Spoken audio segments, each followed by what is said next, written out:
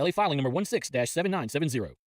WNXX Jackson, KNXX Donaldsonville, and WDGL HD2 Baton Rouge. This hour brought to you by Spencer Callahan Injury Lawyers. LA 21 12681. Offices in Baton Rouge. Now, the Hunt Palmer Show. A magic beyond anything you could ever imagine. You are now listening to the Hunt Palmer Show. Brought to you by Sagrera Farms on 104.5 ESPN Baton Rouge. Locking down the middle of the day. You really think that's the best idea? Live from the Mercedes-Benz of Baton Rouge studio, this is Hunt Palmer. It's quite a piece of work. Welcome in. Hunt Palmer coming to you from the Mercedes-Benz of Baton Rouge studio downtown in the capital city on this Thursday. Means we're brought to you by Sagrera Farms Premium Beef. Got Jacob back and Cassie Spazzali back there on the ones and twos, and fired up you're hanging out with us. Tons to do over the next 2 hours. We'll talk with Joe Healy from D1 Baseball's SEC Extra Team coming up at the bottom of this hour. I'm going to get you ready for LSU in their open practice on Saturday. I wanted to give that a day to breathe so we can get that up on YouTube once we finish it. So I'm going to do that today as opposed to tomorrow. Could the Saints look to an SEC wide receiver late in the draft? We'll take a look at that. Chris Blair at 2:15, talking Tigers. And Scott Rabalais going to check in from Augusta National Golf Club at the bottom of hour number 2. It is the opening day of the Masters. Scotty Scheffler playing really well. Colin Morikawa playing really well. Tyrrell Hatton off to a good start as well. Not pulling for him. Live golfer and European Ryder Cupper. 2 strikes. Hope he's way out of the mix by Sunday afternoon. And something tells me, based on his temperament, that he will be. But we'll just have to see. We'll check in with Scott in hour number 2. Let's get things started the same way we start every single day with our Genesis opening drive. It's time for Hunt's Opening Drive, presented by Genesis of Baton Rouge. All right, let's get things rolling with some LSU baseball. I listened to Jay Johnson's press conference yesterday, and I really enjoyed the portion of the interview session where he talked about finding your team and the platoon that this 2025 LSU team has deployed in right field and at designated hitter. You know by now that's Josh Pearson, Jake Brown, and Ethan Fry, and those guys really have played well when called upon, but they're not in the lineup every single day. So I'm one of the things that I have enjoyed listening to with Jay is his talk about kind of finding your team and the journey that is that 56 games. And so I'll start with a quote from yesterday's press conference about that process through a 56-game schedule. I mean, I remember when we won it in 23, the first week in the league, like, I don't think Cade Belosa or Braden Gilbert played in that series. That's remarkable. Like, when you think about how good of players those guys were, probably just speaks to how good that team was. I do know at the end of that year, we kind of got to, like, this is what we're doing. Oh, it's and I think we, I don't know, actually. with the exception of Hayden Travinsky getting hurt in Omaha, we literally played the same order every game of the postseason that year, with that one exception. So I think when you get to your best teams, that happens sometimes. You know, Nick Mingione at Kentucky's I'm listening to one of my best friends, and we had a conversation before the season started, or we are. maybe That's early good. in the season. Because I'm trying to hear Jay Johnson and not hearing it. So that's my bad. All right, my bad. Like, there was something going on in the studio. I couldn't tell what I was listening to. Either way. So I've got the quotes that I've written here for LouisianaSports.net, and I'll talk through them. It's a fascinating deal, and it really, I think, in this day and age in college baseball is exemplified because there are so many options. You can go and transfer whenever you'd like, and there's NIL stuff available, and these guys have not paid attention to that. They've just paid attention to how they're going to help this LSU baseball team. And one of the quotes I really, really liked was Jay said, the players have done a really good job with it. There's a little more peace of mind. We're grinding through it. Josh Pearson on Friday is a perfect example. He had not started for 3 games. We're facing a left-handed pitcher. He's in there. Boom. Hits 2 homers. I think he would be fine against anybody, but there are decisions that have to be made to put guys in the best position to succeed, and that's what he's talking about with Josh Pearson. Then he talks about Ethan Fry. And he said, I said something to Ethan in one of the last games that he wasn't in the lineup. And he was like, Coach, you don't even have to explain level, from a coach to a player, their confidence, they don't get shook by small or surface level things. You really have confidence when the small things don't bother you, and that's those guys. Like, that's not a common thing, I don't think, in college sports right now, for you to go to a guy and say, hey, you're not going to be in the lineup today, and here's why. And the guy just goes, hey, that's fine. Like, let me know what I can do to help this team win, and I'll go ahead and do that. And I think that's such a huge compliment to these guys. He talks about the families that they come from, and in the state of Louisiana being a big deal. He said the hallmark of it is they all come from great families, so they're not just about themselves. They're all from Louisiana. Playing at LSU really means something to them. So there's a little bit of a root in that, but they all come from good families with good values, and to me, good values start with selfless or team-first attitudes, and they all know what they're capable of doing. And right now, they're doing incredible things. If you recall, Jay Johnson talked about this, and in the story that I wrote for LouisianaSports.net, I likened it to the Oakland A's Moneyball scenes in the movie where they're talking about replacing Giambi. LSU didn't have to replace Jason Giambi, obviously, but they had to do what was best to get their best lineup on the field, and it may not have been with an All-American player, one guy, but if they could create advantageous situations for all of these guys, and in the aggregate, which is a line from the movie Moneyball, create an All-American, well, that would be ideal. And if you look at the raw numbers from what Josh Pearson, Ethan Fry, and Jake Brown have done, they have hit 327 with 12 home runs and 66 runs driven in. Now, it's three guys, so I'm not going to give you those exact numbers as, oh, that's an All-American. Clearly, that would be an All-American halfway through the season. But if you take, because two of those three are in the lineup every day. Two of the Brown-Pearson-Fry combos in the lineup every day, and the third one is not. So really, you just have to cut their numbers in half because you've got two guys in there. If you cut that in half, you've got one player. And if I cut 327, 12 homers, and 66 RBIs in half, I almost exactly get Stephen Milam. Here it is. Those guys are hitting 327. Milam's hitting 333. That's what and what. Those guys have 12 home runs. Cut that in half. Milam's got 6. Exactly. Those guys have 66 runs driven in. Milam has 32. That's exactly half minus 1. So if you take those guys and what they're giving you at right field and DH every day, it's 2 Stephen Milams. And while Stephen Milam's not going to be the first team All-American shortstop because Justin LeBron's a superstar, it wouldn't shock anybody if we got to June and Stephen Milam was an All-American by one of the outlets. And that's what these guys are doing for this LSU baseball team. It's been amazing to watch. And the stories are very different. You've got Josh Pearson, who is a fourth-year player who didn't start as a freshman in the first month and a half and then came on and played. And then you had the national championship year where he gave time to Trey Morgan in left field and he gave time to Braden Jobert in the outfield. And Gavin Dugas played a little bit out there early and then moved into second base. And he was kind of platooning with, Paxton Kling was in and out of the lineup and he just kind of played when his number was called. And then he goes out in Omaha and hits a big home run and makes the catch against Wyatt Langford. And that's all fantastic. That's his journey. You talk about Ethan Fry, didn't play as a freshman, got hurt as a sophomore. Now he's been great. Jake Brown came to LSU as a pitcher, hit about 200 in SEC play last year. Now he comes back, and he's awesome. Like, it's not three guys who just came in and Derek Curiel, Dylan cruised it. They're guys who have put in their time. They've paid their dues, and they've all of a sudden now become, in the aggregate, a pair of great players for LSU with three guys out there doing it. So I think it's such a cool story. It's such a great attitude. It's such a symbol of the program and the culture that Jay Johnson has built at LSU. Every team is very different, but you can instill some values and some culture based on what you recruit. And I think that LSU has done an incredible job of that, and these guys have been phenomenal. Beck, you're looking at me like I was going to tell you that I think we got the audio. If you want to try it again, we can try to. I basically read it all out, so I appreciate that. And I'm still hearing an echo in my ears, so we'll figure that out when we get into the next segment.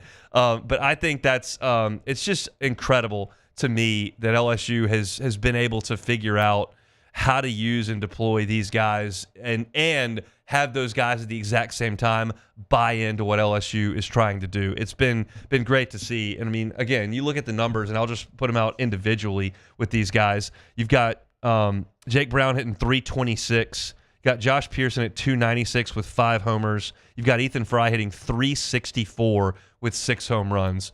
That's just phenomenal work. And now we're deep enough into the season with enough SEC at-bats under your belt so you can sit here and not say, oh, well, yeah, you're doing it against Purdue Fort Wayne. You're doing it against the Nichols in the midweek. What does that mean? No, they've seen great pitching to this point. Ethan Fry homered off Pico Khan. You've seen Jake Brown do this at an SEC level. I'm completely confident in Josh Pearson when he's up at the plate that he's going to be able to do something, and you saw that on Friday with the 2 home runs in bad conditions at Oklahoma. So, yeah, Jones is a superstar. Yes, Milam's awesome. Curiel's going to be an All-American multiple times at LSU, and you've got to have a lot of different pieces work together. But LSU, to have these guys perform at this level, it lengthens your lineup, and it makes you a very, very difficult team to pitch to in the first inning, second inning, third inning, fourth inning, fifth inning. There's never really a break. And Jay actually talked yesterday about, like, I felt like in the Wake game we needed to get him out one more time just so Dylan and Tommy could come up. And I would suggest if you had Dylan Cruz and Tommy White on this team, you'd really want those guys up as well. But the point remains that you don't really see a drop in this lineup. Like, if you're facing Luis Hernandez, is that a lot different than facing Derek Curiel? If you're facing Daniel Dickinson, is that a lot different than facing Ethan Fry? If you're facing Jake Brown, is that a lot different than facing Tanner Reeves? Like, I think you've got a really good stretch of 1 through 9 in this lineup, and Jay kind of talked about that. And I know what the numbers are. I can see the production. I don't hear the conversations that Jay Johnson has with these players where they're saying, Coach, don't worry about whether I'm starting or not. I'll be ready when you go to me. That's a cool thing that LSU has cultivated with this team. So I thought that was really cool stuff. And if you want to read a little bit more about this, see some of these quotes as well, there's a free story up on LouisianaSports.net. It's titled Selfless Platoon has Greatly Bolstered LSU's Offense. So that's our look at LSU baseball early on. That's our Genesis opening drive. We're brought to you every single Thursday by Sagrera Farms Premium Beef. Hidden gem right here north of Baton Rouge, about 35 minutes from where I'm sitting right now. And if you're into your beef, you want the finest in beef, the top 1% you're going to find anywhere, Sagrera Farms has it. They sell sides. They sell whole cows. You go up there, you take a look at the product. You have it individually wrapped, sealed, and you bring it home, put it in the freezer. You've got fillets. You've got ribeyes. You've got strips, you've got flank steaks, you've got ground beef. The best burgers you're going to make at home are going to come from Sagrera Farms. Got to meet Sean Sagrera. You got to go see him in Ethel, just north of Baton Rouge, and you got to get some of the finest beef you will find anywhere at Sagrera Farms. Give Sean a call at 719-1723. Again, that phone number, Sean Sagrera, 719-1723. Sagrera Farms, premium beef, bringing you our Thursday shows. Take a time out. Come back. We'll talk a little bit about LSU football and what to look for on Saturday. That's next. The Hunt Palmer Show.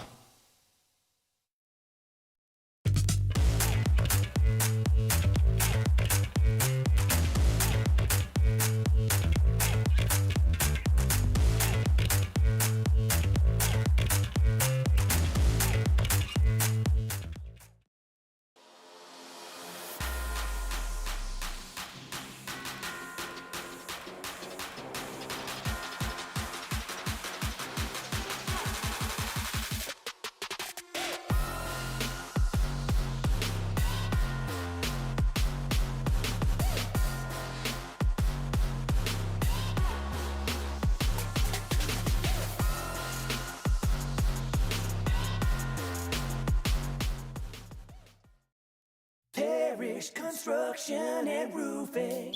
This is Coach Kim Mulkey. Go to parishbuilt.com for all of your roofing needs. From your hometown, parishbuilt.com. You work hard every day to pursue a life you love.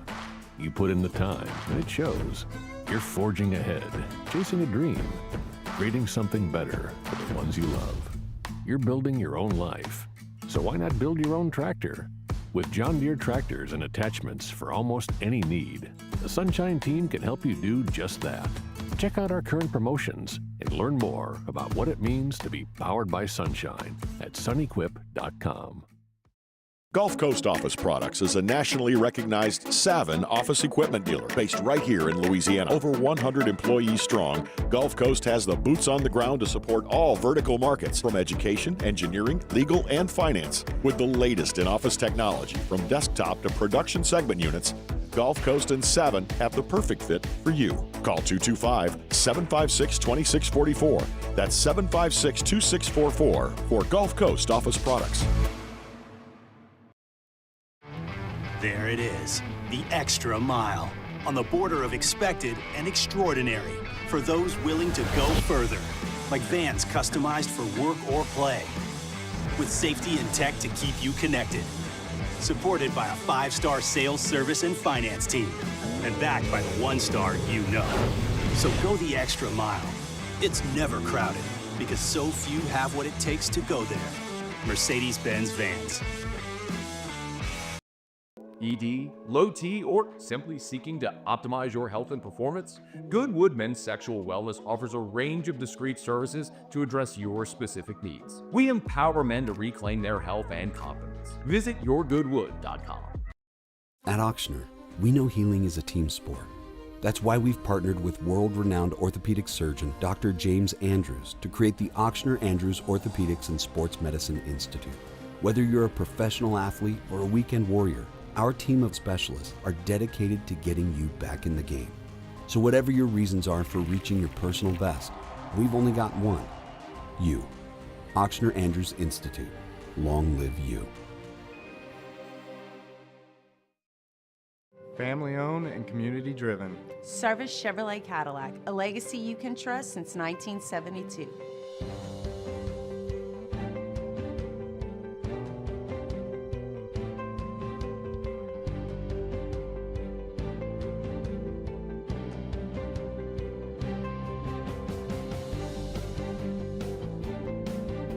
Service Chevrolet Cadillac, our family serving your family. For over 50 years.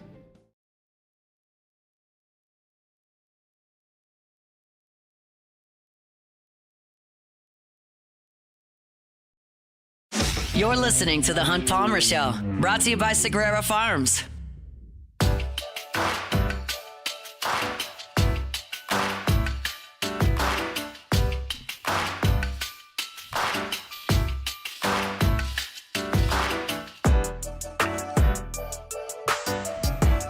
Working towards the weekend, Hunt Palmer Show on a Thursday. LSU will be inside Tiger Stadium on Saturday morning for an open practice of sorts. Sounds like they're going to do some individual drills. Sounds like they're going to do some 11-on-11, perhaps a little bit of 7-on-7. I've got the schedule here.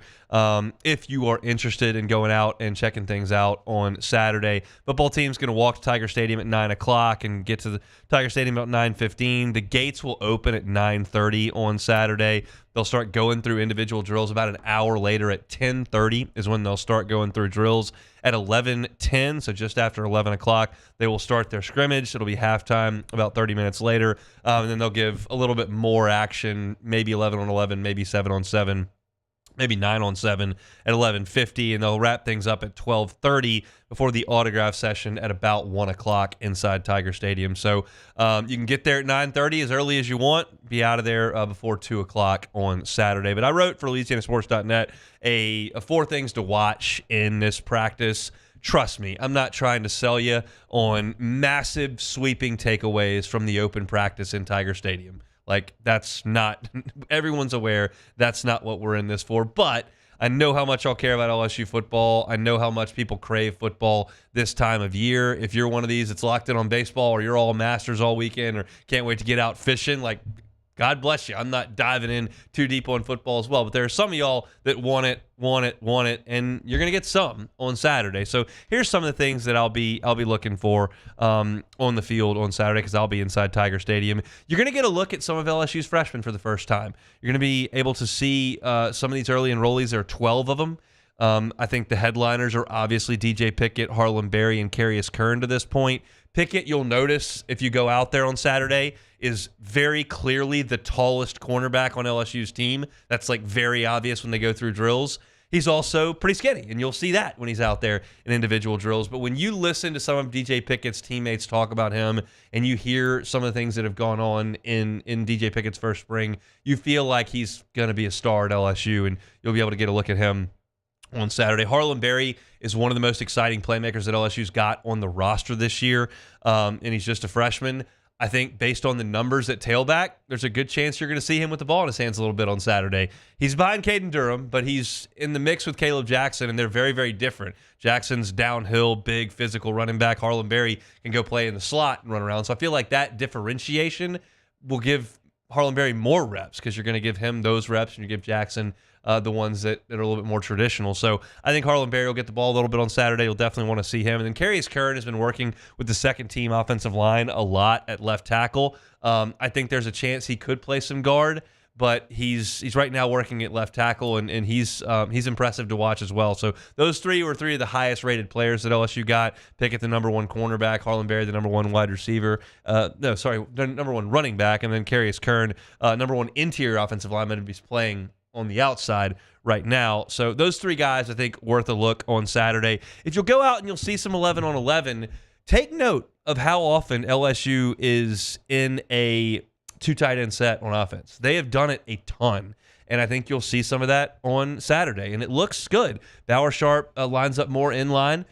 He's a little bit more physical presence. Trey Des Green and the matchup problem he can be, but I think those two guys on the field at the same time can create some headaches for defensive coordinators based on formation and alignment and then their versatility. So I think more so than the plays that they make, just how often they're going two tight ends, to me, is revealing. I think they're really working on that. I think they really want to integrate that into the offense, and I think you'll see both of those guys a good bit coming up on Saturday. I wrote 2 weeks ago, I said 2 weeks ago on this show, I don't expect LSU's tight end productivity to take a nosedive after the greatest, most productive tight end in school history walks out the door. I still believe that. I think those two guys are going to be very, very good, and I think you'll see them out there simultaneously a good bit on Saturday. Safety is a position that has been very interesting to watch in the spring. One of your presumed starting safeties, Jordan Gilbert, is not available.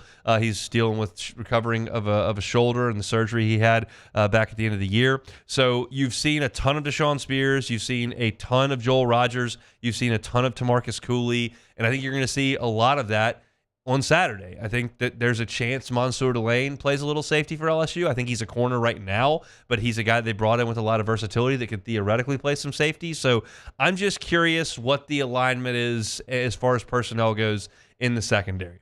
Is it Spears and Rogers back there with Cooley playing nickel? Does Cooley go back to safety to play next to Spears? And then on the corners, you've got Pickett and then Ashton Stamps and Jakeem Jackson. I'm fascinated by how the pieces fit together in the secondary. And that has nothing to do with who makes what play on Saturday, just a matter of alignment. Like, who is out there at a given point on defense? I think that's fascinating for Saturday's practice. And as you move forward, the secondary shuffle is interesting. And then center. It's been the most surprising position to me in going to practice and kind of monitoring things. My assumption was from the first day we went out there, first day in March, center, Braylon Moore. DJ Chester, one of the guards. And from the first day we've gone out there, DJ Chester has been the starting center. Now, Braylon Moore has absolutely rotated in with the ones, no question. But every day I've been out at practice, DJ Chester has worked at center, every day. Now, I haven't been to every practice, but I figured that you would have Chester moving. I just didn't think after last year he would be a first look option at center.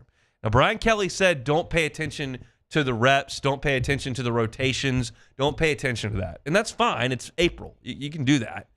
But I just figured you would see Chester more often at guard. And you've seen that very little. So I'll be paying attention on because I will say this, as the spring has gone forward, you have absolutely seen DJ Chester play a little bit more at guard.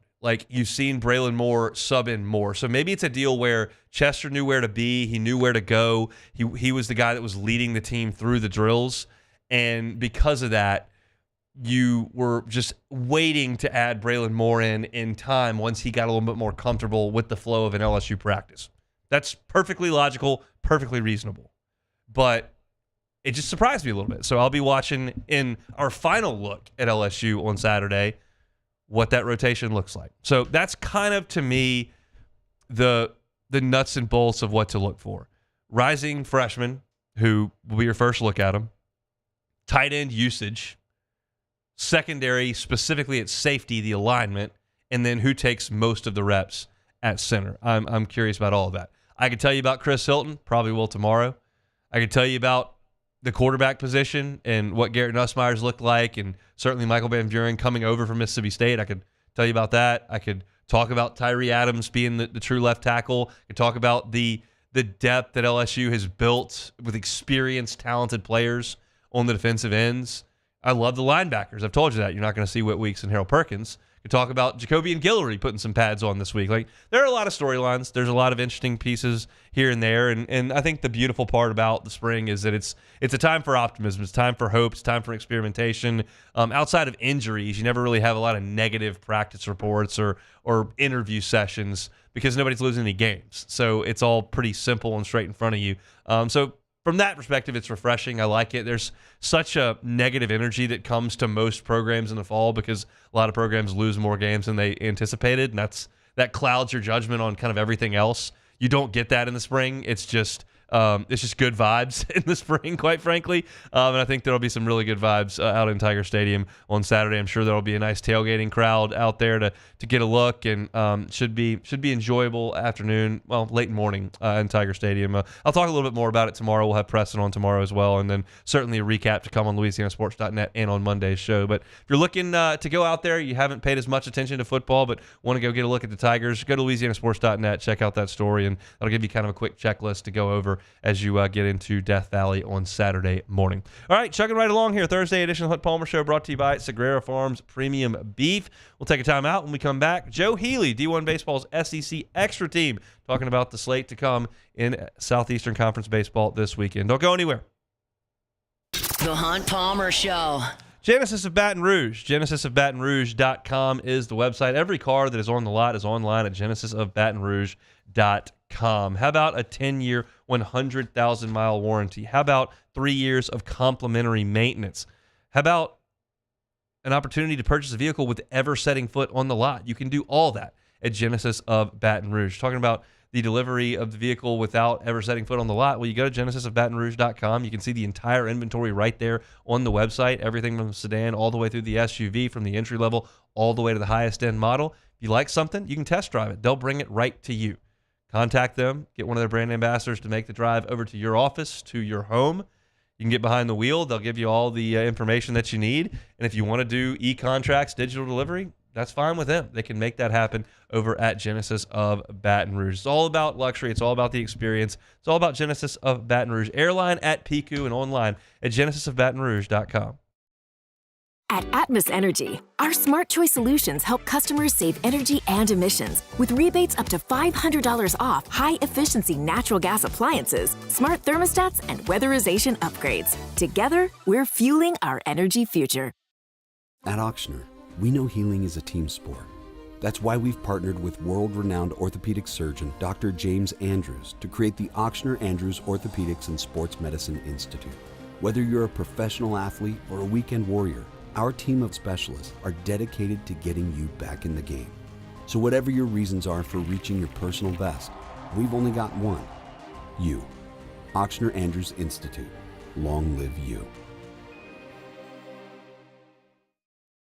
At Bayou Automotive, we believe in a sales process that puts you first. We want you to experience an easy purchase with clear pricing and great service. Let Bayou Ford and Bayou Chrysler Dodge Jeep Ram be your trusted partners in finding your perfect vehicle. The crew at Bayou Automotive is going to do right by you. Gulf Coast Bank and Trust is giving our customers the power to bank anywhere, anytime during this challenging event. And we're right there with you. Our mobile banking app is a smart way to manage your money and time. Gulf Coast Bank and Trust, the bank that cares about you.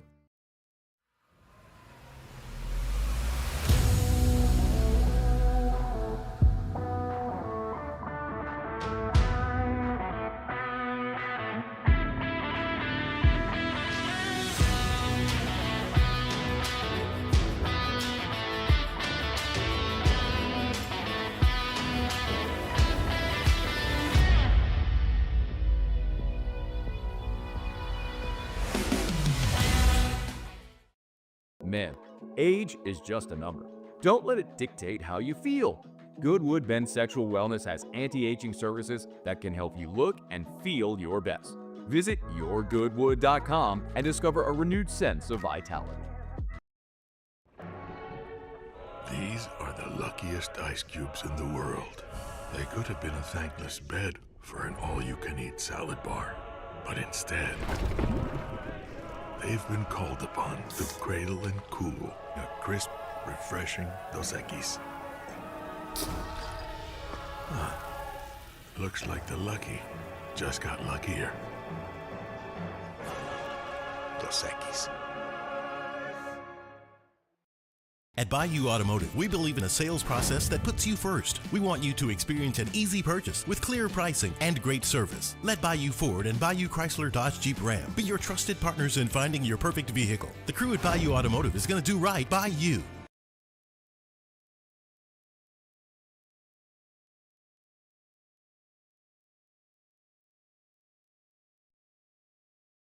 This is the Hunt Palmer Show, brought to you by Sagrera Farms.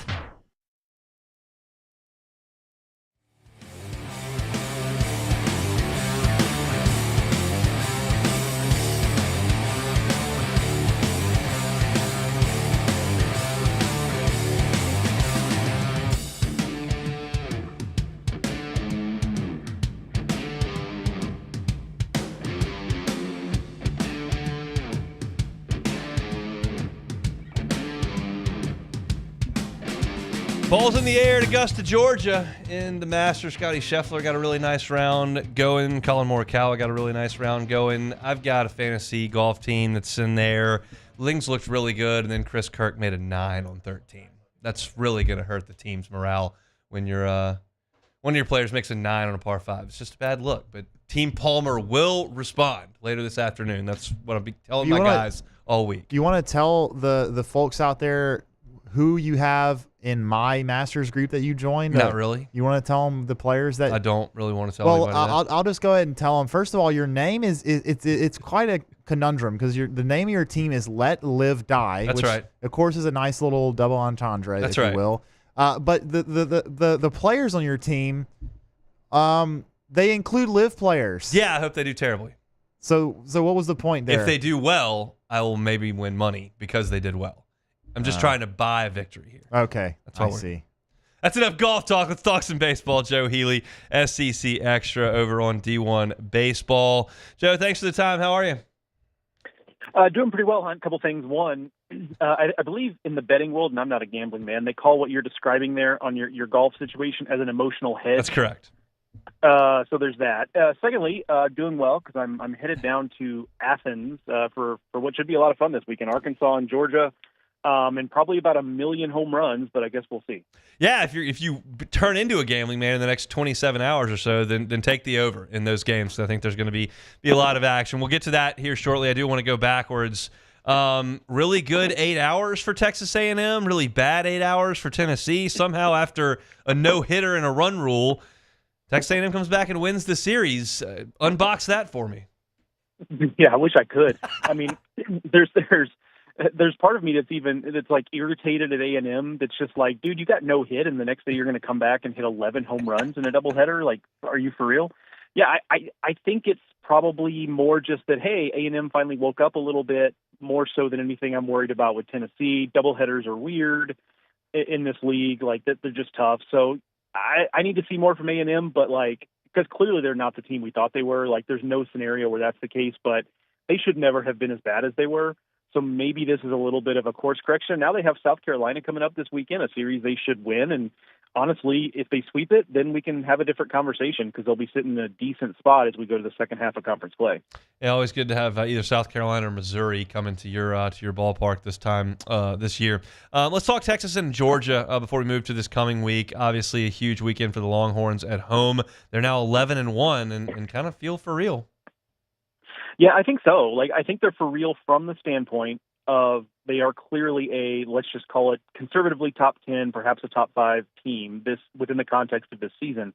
I got to admit, though, I'm still a little dubious of them as a national title contender. And part of the reason why is if you go to their stat page, and for all the listeners, don't do this while you're driving, but when you get home, go to their stat page and look at their pitching stats and then look at Georgia's. And I don't mean the stats themselves. I mean, look at the list of pitchers that are getting used, because basically Texas has 5 guys and a couple of others they sprinkle in.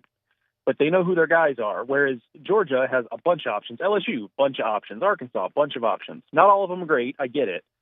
But Texas only has a handful of options, period. So if someone gets nicked up, if someone hits the wall, if, whatever, like, they're going to kind of be in a little bit of trouble. So I do get a little nervous about that, because as time has showed us, like, when you get into the postseason, you've got to have more than just a couple of options. You're going to end up in a game where you have to go to the bullpen for somebody who hasn't pitched since April 27th, and you're just going to have to hope that guy gets you out. And right now, Texas just doesn't have that kind of depth.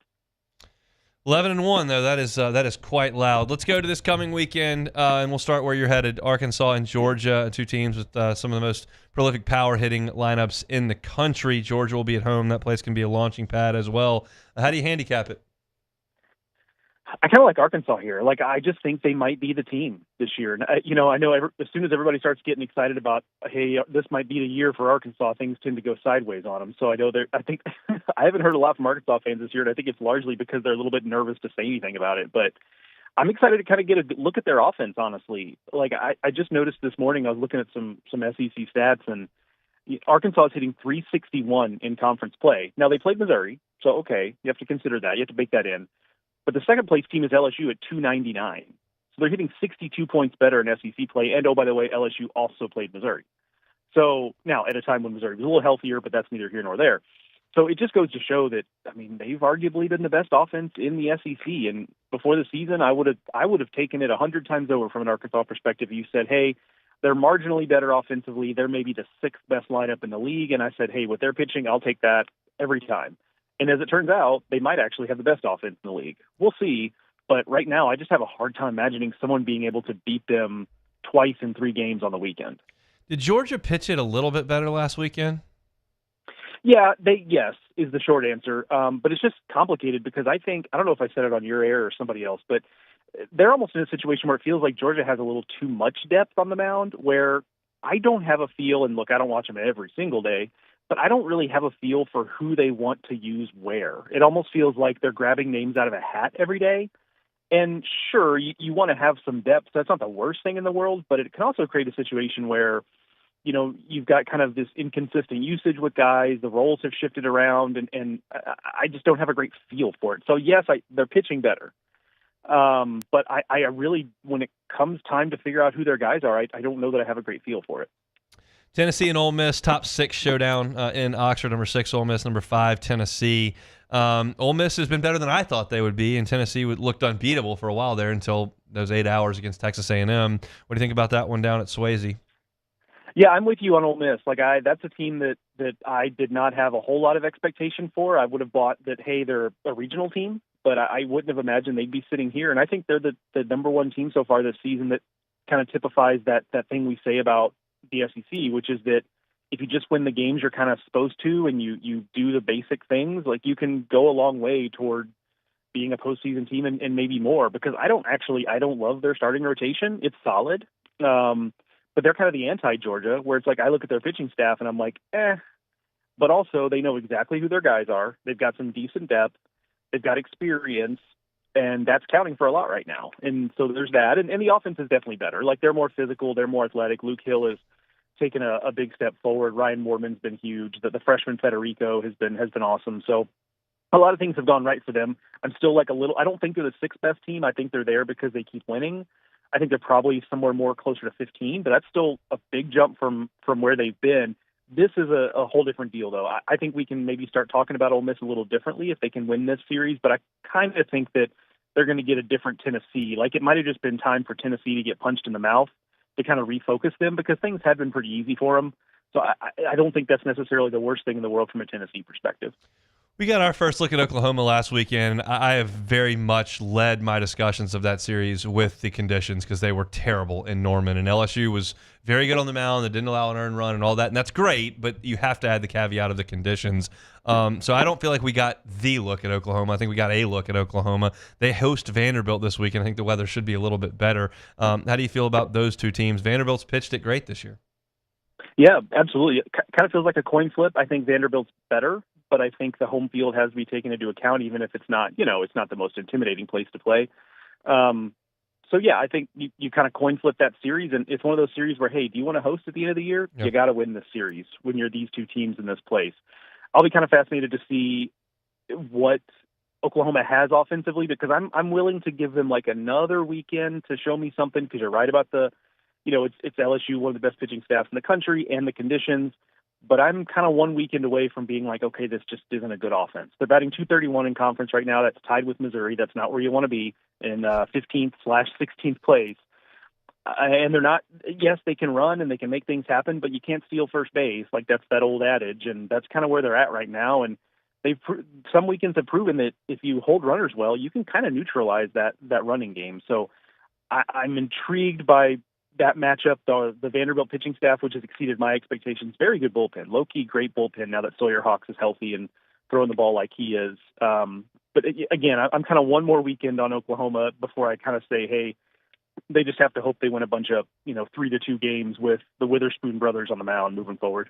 Yeah, you mentioned neutralizing the run game. They did not steal a base on LSU in 3 games, so that was certainly the case when the Tigers and Sooners got together last weekend. LSU at Auburn, facing an old friend in Sam Dutton on Friday night. What can you tell us about his resurgence on the Plains?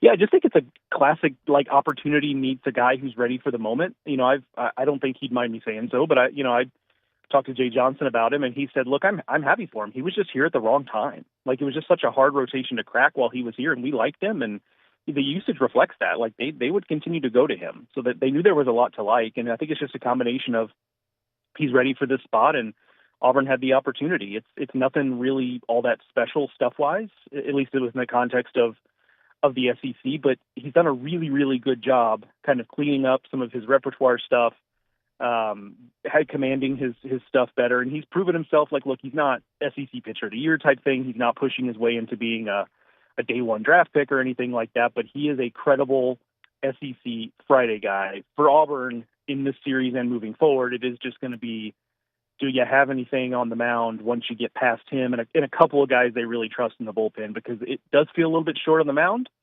It feels like their ceiling is better than last year's pitching staff, and you certainly hope so, given how last year went for Auburn.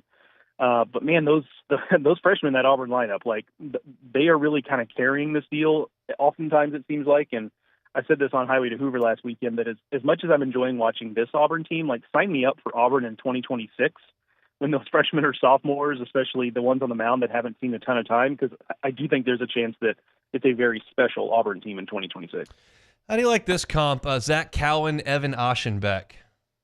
Yeah, I think it's great. I think it's exactly right. Cowan maybe a little more stuff, but not much, right? He's not blowing things by hitters.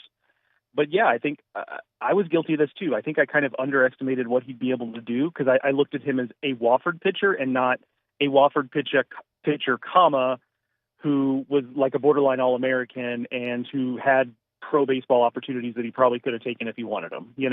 I think he's been a perfect complement for that pitching staff, and his stuff is a little bit different. Like, he's not doing it the same way most of the rest of that staff is, and I think that between that and his big game experience, dude's pitched in a lot of big games. I think that's really paying off. Are you 100% certain you're not going to think Florida might be able to recover if they sweep Missouri this weekend? I'll probably twist myself into knots to try to come up with something, but I keep kind of talking myself back from that, because I mean, truly, it brings me no pleasure to say this. Like, I'm sure your listeners understand. Like, Missouri team might be the worst SEC team kind of in this modern version of the league, and so it really doesn't count for a lot at this point in time to sweep them. So I'm still pretty out on Florida, just because it's hard to imagine in their current state with all the injuries them being able to do enough to get back in the mix. Enjoy Athens, Georgia. We'll talk next week. Thanks, Joe. All right, see you, buddy. Joe Healy, D1 Baseball's SEC Extra Package, the Highway to Hooper podcast is fantastic. Appointment listening for me every single week. He and Mark Etheridge do a fantastic job. So if you're looking for your baseball fix, check him out over at D1 Baseball's SEC Extra Package. We'll take a timeout. Come back, close out the hour next. The Hunt Palmer Show. At Bayou Automotive, we believe in a sales process that puts you first. We want you to experience an easy purchase with clear pricing and great service. Let Bayou Ford and Bayou Chrysler Dodge Jeep Ram be your trusted partners in finding your perfect vehicle. The crew at Bayou Automotive is going to do right by you.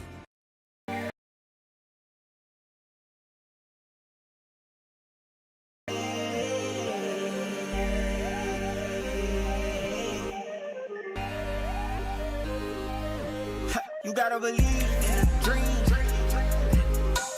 Believe. You gotta believe in a dream. Believe. You gotta believe. My whole team on wild. Crime has serious consequences, but anyone can make a mistake. If you find yourself in trouble with the law, know that you have rights, and it's okay to demand them. The law offices of O.C. Brown are here to protect you and your rights. Felony or misdemeanor, DUI or drug charge. No matter what crime you're accused of, you still have rights. Let the law offices of O.C. Brown uphold them. Call 225-343-1111. Your law firm for a lifetime. Gulf Coast Office Products is a nationally recognized Savin office equipment dealer based right here in Louisiana. Over 100 employees strong, Gulf Coast has the boots on the ground to support all vertical markets, from education, engineering, legal, and finance. With the latest in office technology, from desktop to production segment units, Gulf Coast and Savin have the perfect fit for you. Call 225-756-2644. That's 756-2644 for Gulf Coast Office Products. ED, low T, or simply seeking to optimize your health and performance? Goodwood Men's Sexual Wellness offers a range of discreet services to address your specific needs. We empower men to reclaim their health and confidence. Visit yourgoodwood.com. There it is, the extra mile, on the border of expected and extraordinary, for those willing to go further, like vans customized for work or play, with safety and tech to keep you connected. Supported by a 5-star sales, service, and finance team, and backed by the 1-star you know. So go the extra mile. It's never crowded, because so few have what it takes to go there. Mercedes-Benz Vans.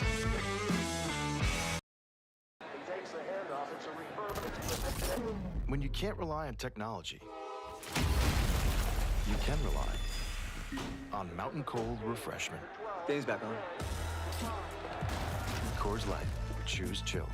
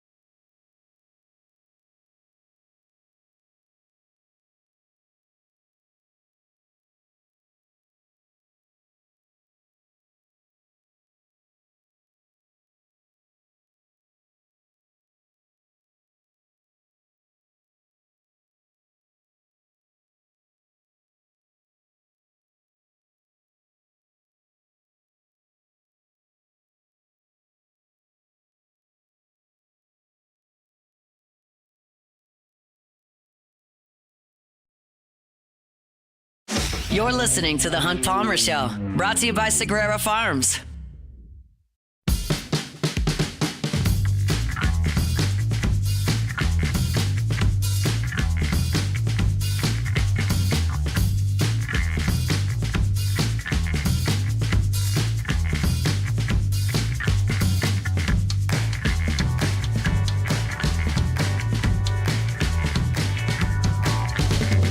All right.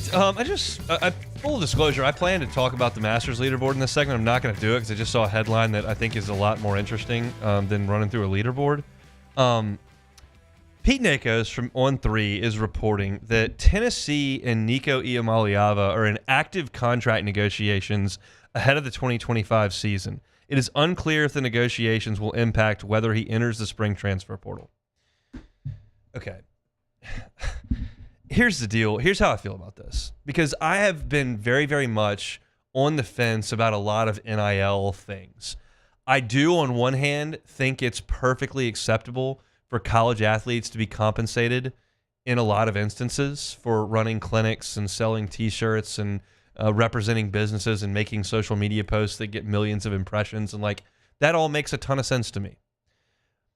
Where I have to draw the line and things that make sense to me is a wildly mediocre SEC quarterback, which Nico Iamaleava is.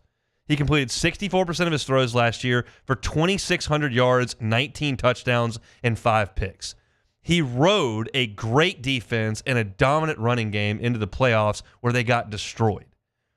He, under really no circumstance, has demonstrated to be an above-average SEC quarterback. And he's playing in an offense that very much lends itself to friendly quarterback play. And I don't believe that NIL is in its best practice when a mediocre player is strong-arming a university's booster base into more cash or he'll leave. Like, that to me is not the point. And you can say that I'm anti-student athlete. I think that's incorrect. You can say that, well, you're worth what someone will pay you, and there's a modicum of truth to that. This is not the point. It's not the point. And it's very difficult, in my opinion, to trust college coaches to put a product on the field that's representative when at any point their player can go, your booster base, who you don't control and whose checks you don't write, better pay up right now or I'm leaving. And that's what it sounds like. And how am I supposed to blame Josh Heupel for that? Like, just say, hey, go get another quarterback? Like, that's not how this is supposed to work. That's the problem. And you say they're in contract negotiations. What do you mean contract negotiations? What's going to stop Nico Iamaleava from signing a contract and then immediately getting in the transfer portal and going to play for Florida? Yeah, he won't get the money he was promised, but he's not. Important thing. Like, because this is part of my personality where I have to try to college student athletes who want to take advantage of the system. Right now, if you ask me, I don't see Nico Iamaleava making $140 million in the NFL.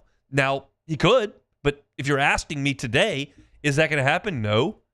Well, if he can go make 3 because, name your team, Michigan is willing to go pay him.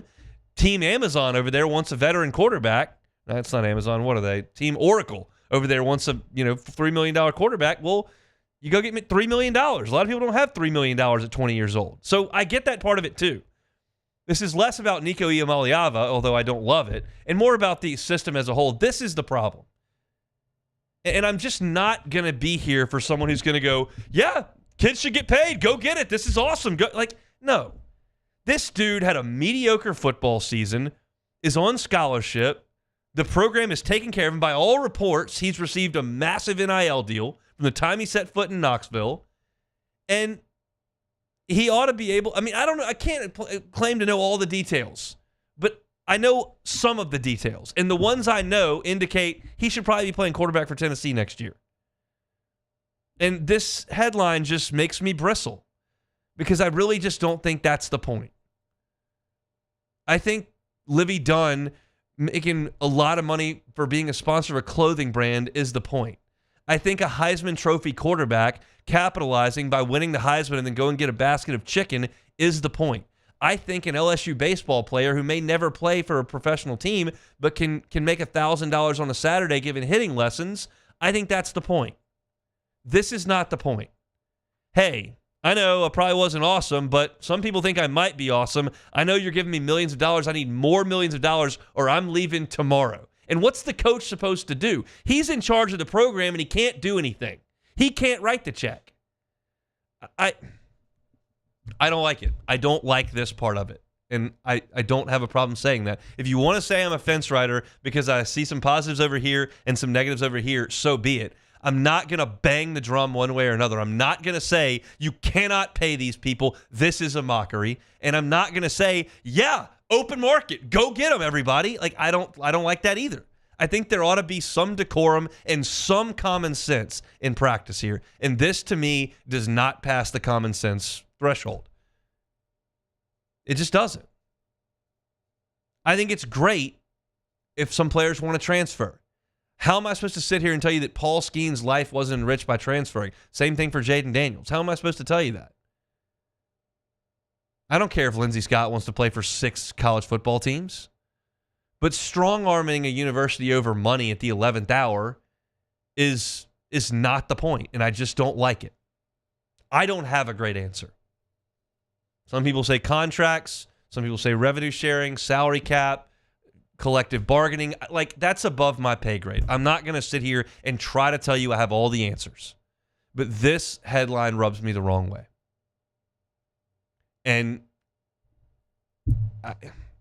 it just does. It just rubs me the wrong way. Running out of time here at the hour, so I'll leave it at that. But that's a bit of a shocking deal, and I don't know how people in Knoxville are going to feel about that, quite frankly, when it gets out. We'll see, and we'll see if he enters the transfer portal coming up and who's willing to give him what.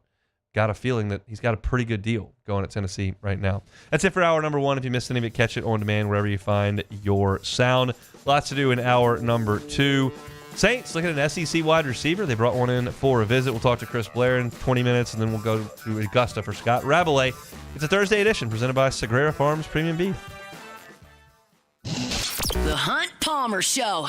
Highland Insurance Group, HighlandIG.com is that website. Jonathan Carver and his team, just phenomenal people to work with. And the reason why they have the clients they do and they keep the clients they do is because of their expertise when it comes to policy forms. If you've ever looked at an insurance policy and you're a business owner, like, it's complicated. There's a lot in there. A lot of clauses, a lot of definitions, a lot of exclusions.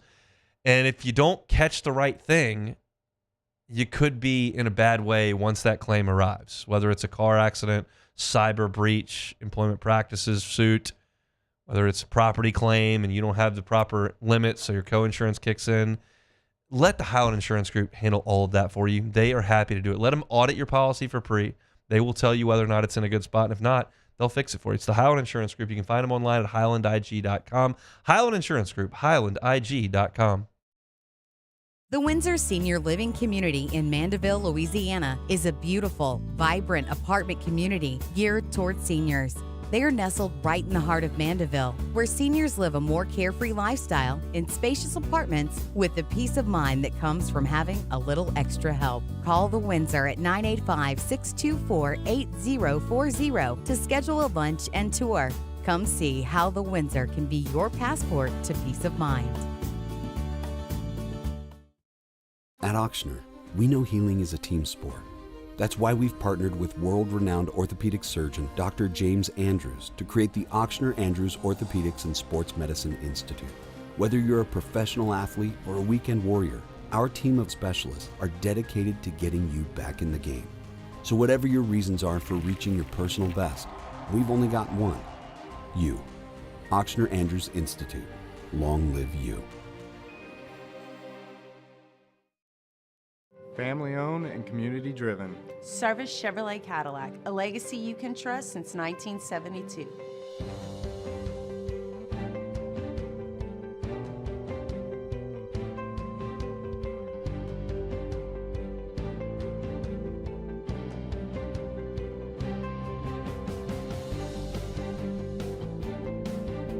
Service Chevrolet Cadillac, our family serving your family. For over 50 years. At Bayou Automotive, we believe in a sales process that puts you first. We want you to experience an easy purchase with clear pricing and great service. Let Bayou Ford and Bayou Chrysler Dodge Jeep Ram be your trusted partners in finding your perfect vehicle. The crew at Bayou Automotive is going to do right by you. Men, age is just a number. Don't let it dictate how you feel. Goodwood Men's Sexual Wellness has anti-aging services that can help you look and feel your best. Visit yourgoodwood.com and discover a renewed sense of vitality. These are the luckiest ice cubes in the world.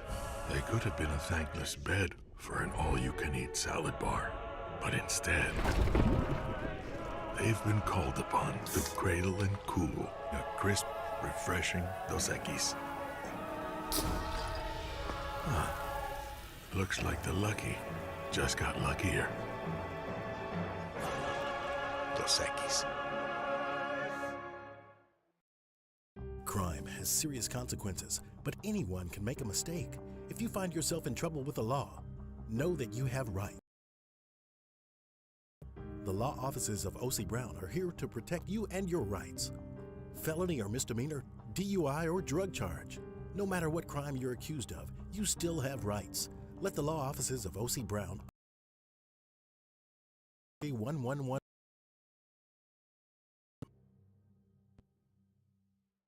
Gulf Coast Office Products is a nationally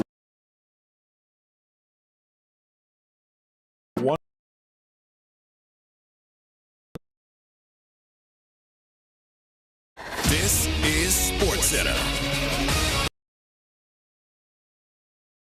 I'm Doug Brown. The first round of at 5 under. He's one shot ahead of a group that includes Scotty Scheffler, Corey Connors, and Tyrrell Hatton. 65-year-old Fred Couples shoots a 1 under 71 today. Emotions and all his talent in his return to Dallas Wednesday night. ESPN's Kendrick Perkins was impressed with the way Doncic handled the trade to the Lakers. Great to show the human side of Luka, but I also thought it was even more of a beautiful thing for him to go out there and hand them people a 45-piece wing dinner on the back-to-back, dealing with so many emotions. Kendrick Perkins, Colorado quarterback Shedeur Sanders visits with the Steelers today. At the moment, Pittsburgh has the 21st pick in the draft. Meanwhile, the Indianapolis Colts cut kicker Matt Gay today. That leaves Spencer Schrader as the only kicker on the roster right now.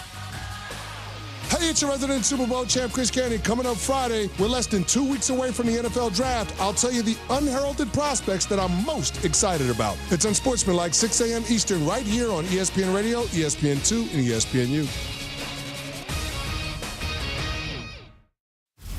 Now, the Hunt Palmer Show. A magic beyond anything you could ever imagine. You are now listening to the Hunt Palmer Show, brought to you by Sagrera Farms on 104.5 ESPN Baton Rouge. Locking down the middle of the day. You really think that's the best idea? Live from the Mercedes-Benz of Baton Rouge studio, this is Hunt Palmer. It's quite a piece of work. Hour 2, Thursday edition of the Hunt Palmer Show, brought to you by Sagrera Farms Premium Beef, just north of Baton Rouge, up in Ethel. Sean Sagrera is doing something really special at Sagrera Farms. The finest beef you will find anywhere is right here, just outside of Baton Rouge. It's grilling season. You want to get steaks, want to get ground beef. You can get that from Sean Sagrera at Sagrera Farms. The marbling on this stuff is phenomenal. Sean's got a scientific process. Ages this beef 45 days. It's raised on grass, finished on grain. It's science, and it yields unbelievable results. Get up there and see it for yourself. You can see it, then walk away with it from Sagrera Farm. Fill that freezer with side of beef, the whole cow, and have all your meat for an extended period of time from Sagrera Farms. Speaking of food, Beck, did you see Gary Player's press conference today? No, I did not. Kevin Van Valkenburg, for No Laying Up, asked, so I don't know if you know much about Gary Player. He's fanatical with diet and fitness. Yes, he is. I mean, fanatical. And so he's jacked. He's 89. He's almost 90. He's a couple months from 90, and he's still playing golf, and he's in phenomenal shape.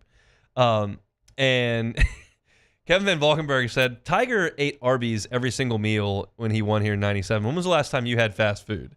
And Gary Player chuckled, and he went in this diatribe, and he goes, you don't get to be 90 years old like I am and if you eat a bunch of crap. And I'll tell you this. And so he goes into what he's doing. I love people. I love golf. I've got a young girlfriend. How about that? I got a girlfriend at 90 years old. And I just thought that was the funniest answer that I have heard all week.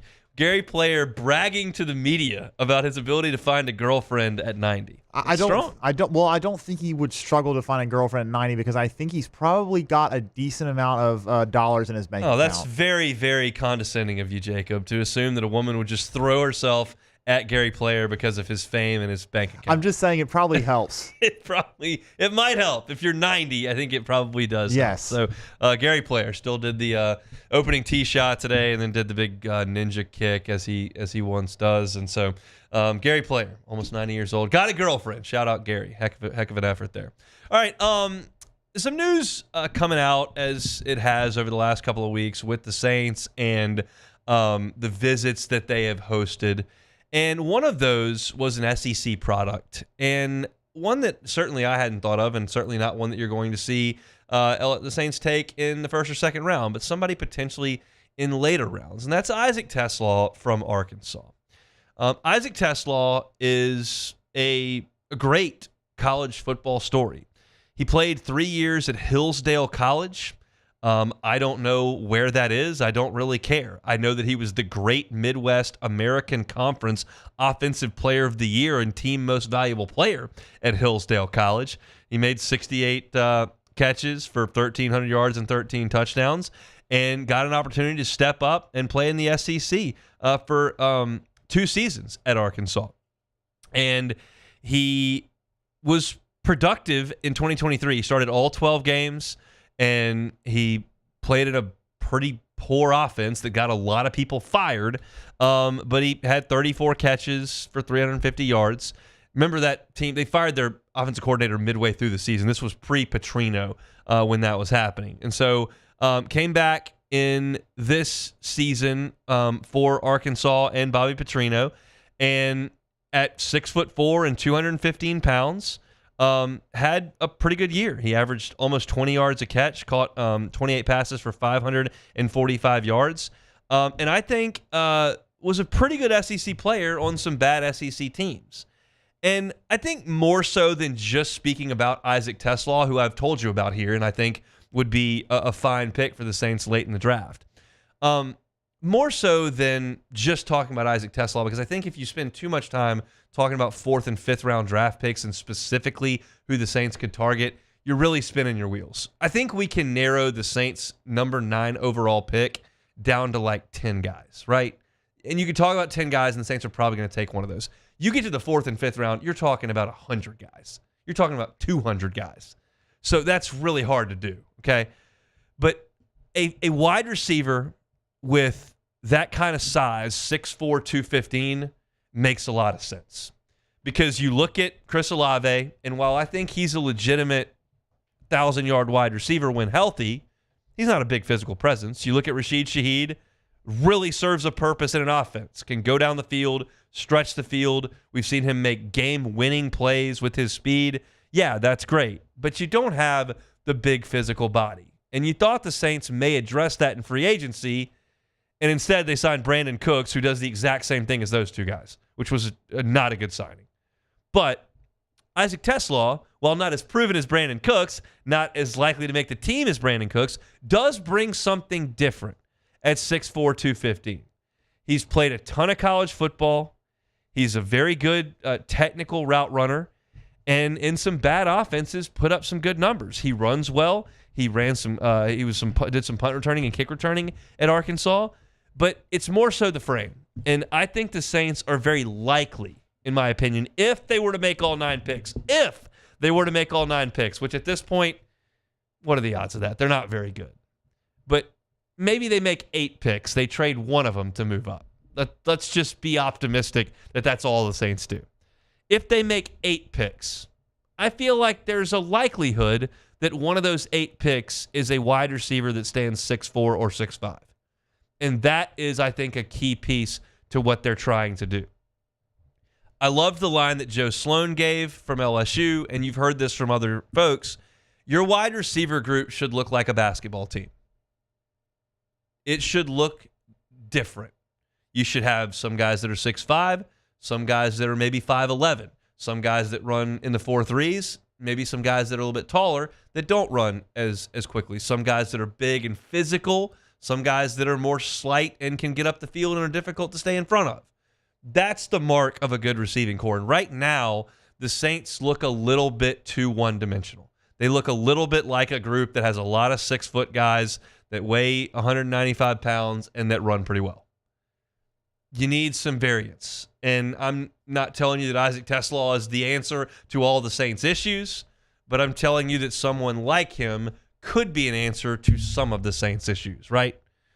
And you've got to – there's a lot of stuff to patch up. We talk about this constantly. There's a lot of stuff that you've got to patch up. But the Saints need to take some time to make that pick. And maybe it's Tet McMillan in the first round. And I would love that pick. If the Saints took him at 9, I think that would be awesome because he's big and physical. He's also a freak of nature athletically. I think what Chris Olave is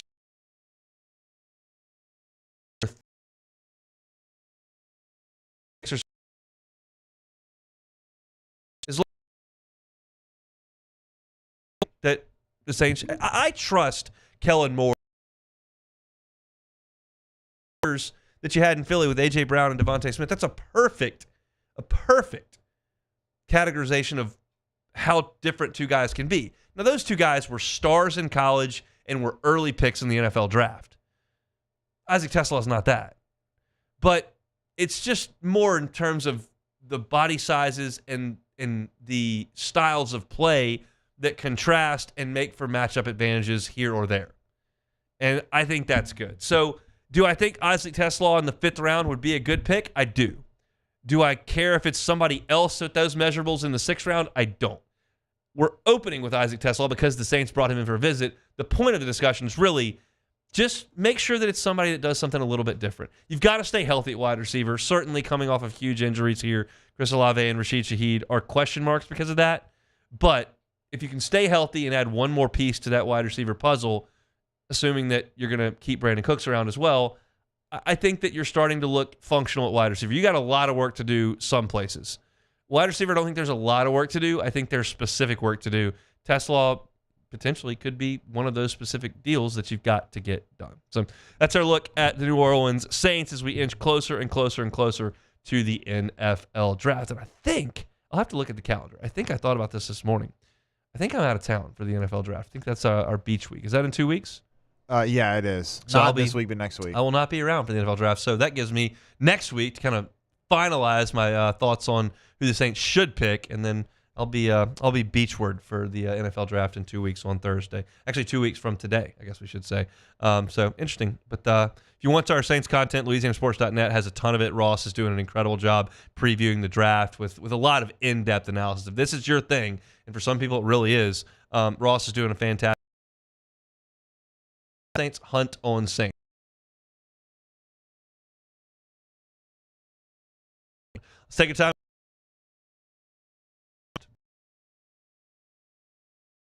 Genesis of Baton Rouge, genesisofbatonrouge.com.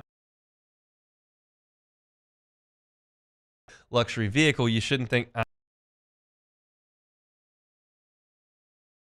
It's a luxury vehicle at a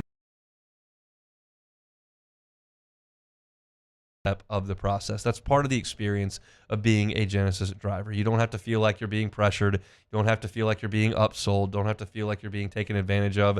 That's not going to be the case.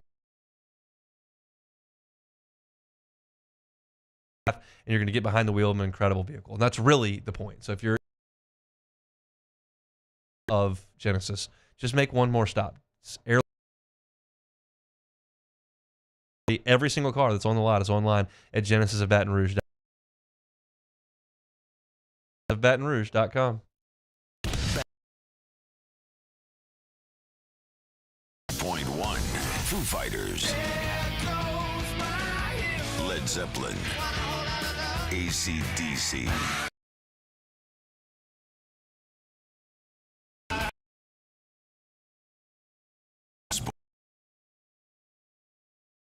Point 1 is the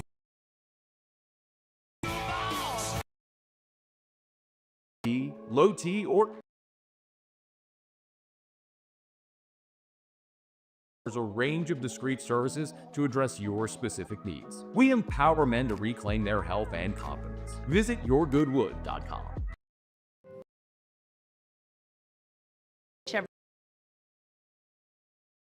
72.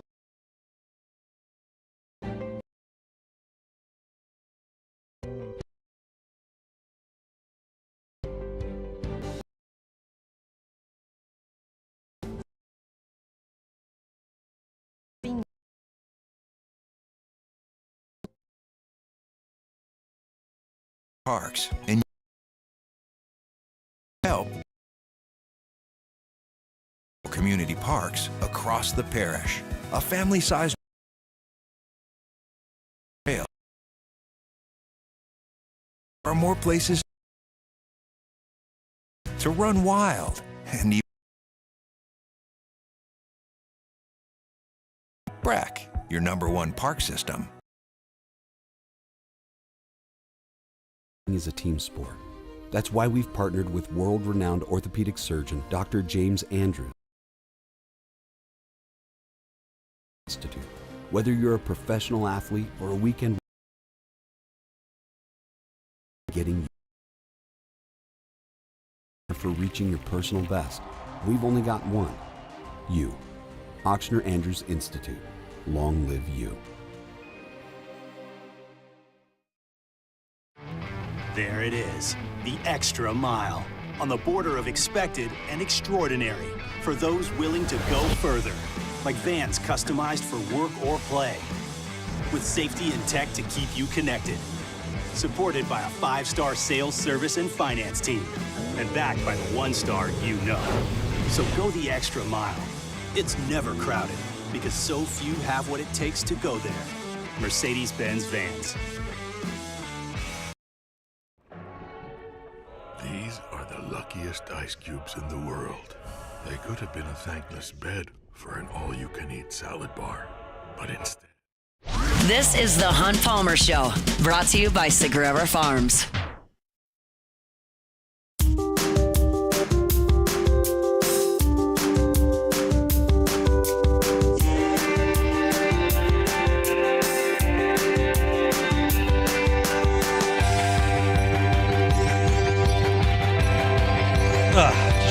Really hate to see Bryson DeChambeau chip it from one side of the green off the other side of the green. That really breaks my heart. I was pulling for him to get that up and down and really get off to a good start here in the Masters. Your sarcasm meter's going off. It's working. Don't need Bryson to make a par the whole time he's out there. If I have it my way, I don't have it my way. We'll talk to Scott Rabalais coming up in 15 minutes about the Masters. He is there at Augusta National, as he is every single year. Justin Rose out to a 5-under start through 10 holes. Scotty Scheffler 1 shot behind him as Scotty plays the 17th. Colin Morikawa had it to 3-under, made 3 bogeys coming home, and finished at even par, just tapped in on 18. Rose is actually 6-under. He's birdied 3 in a row. Rosie, chill out. I mean, he's going to shoot 75 tomorrow. Like, there's just no... He plays well at Augusta. He played well last year at Augusta. So we'll see. True. Chris Blair, voice of the Tigers, good enough to give us some time on Thursdays. Joins us now on the Jim's Firearms Hotline. Chris, how we doing? Doing good, man. Just got into the hotel. Beautiful day, beautiful flight, and hopefully a great weekend on tap. How was the weather in Oklahoma? Oh, a lot better. A lot better. A lot better. I want to know what it actually felt like walking to the ballpark. I mean, was that colder than any of the February games you do? Oh, yeah. Yeah. I mean, I talked to Jay on Monday, and Coach laughed because he said, I asked him, I said, do you ever play any non-conference games, maybe up, North California earlier in the season when you were in Arizona? He said, well, I think a couple of times we played in San Diego. I'm like, yeah, that doesn't count. But he said the trip to Ruston his first year in early part of the season and Saturday's Game 3 in Norman. They're tied for worst baseball conditions. Yeah, Jordan Thompson did not have any fun in Ruston that day. He couldn't throw the ball to first base. It was frigid and raining in Ruston that day. So the Tigers pitched it great and get out of there without allowing an earned run in Norman. What did you make of the pitching performance by LSU against what was a top 10 team?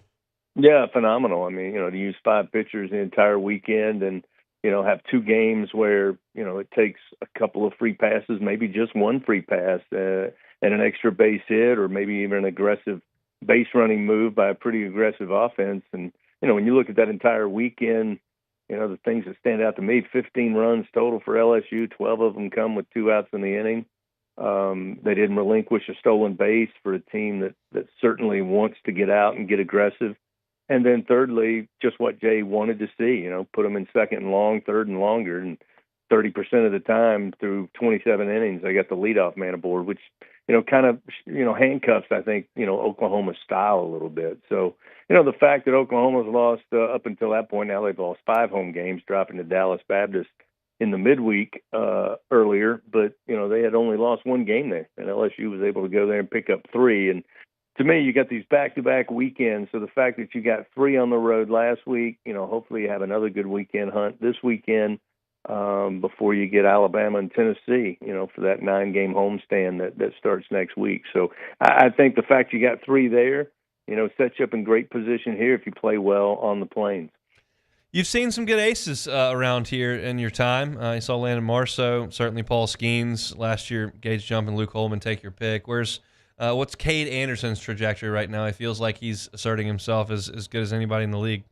Yeah, no, I think so. I mean, he's really had one outing that wasn't, I'd put in a superb category. I wouldn't say it's a bad outing, but every time out he's pitched well. I mean, he's got great control. He pretty much decided and dictated the terms to the Oklahoma hitters that Thursday night, and I think the body of work of the previous guys you talked about, certainly Paul Skeens. I mean, you talk about a dominant guy that.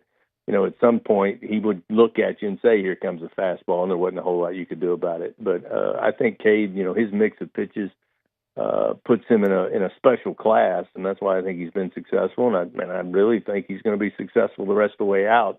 And, I was impressed with Anthony Ianson, too. I mean, that's the second straight game.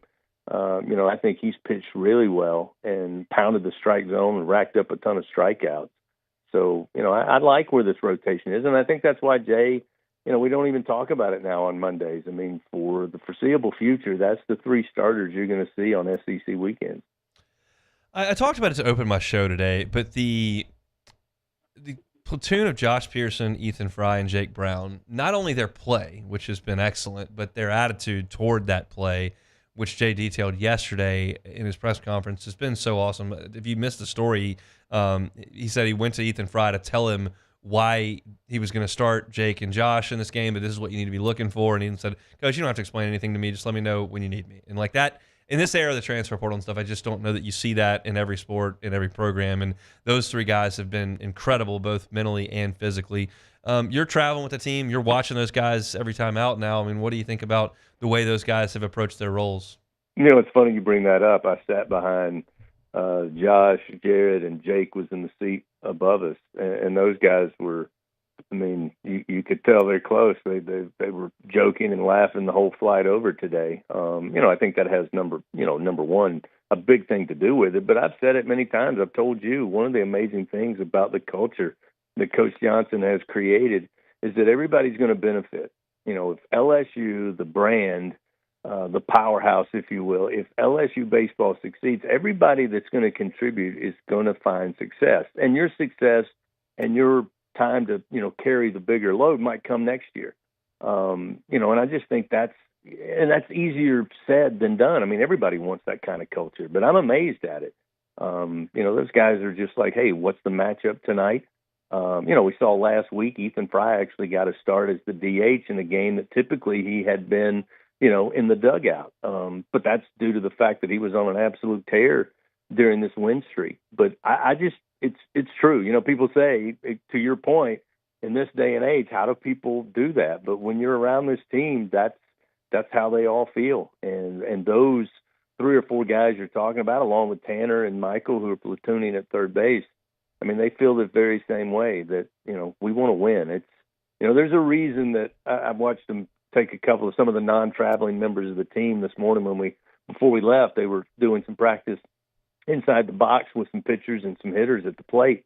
And they're all wearing the big team Little Me t-shirt. And again, that's a catchphrase, but these guys live it. I'm curious to watch Sam Dutton tomorrow night, having watched him for 3 years in Baton Rouge and seeing the numbers that he's putting up at Auburn. What do you make of that? Yeah, I mean, I was asked about that this morning, and, I don't think it ever was a question. When he got to LSU, you obviously knew that he wouldn't be there if he didn't have the potential and the talent.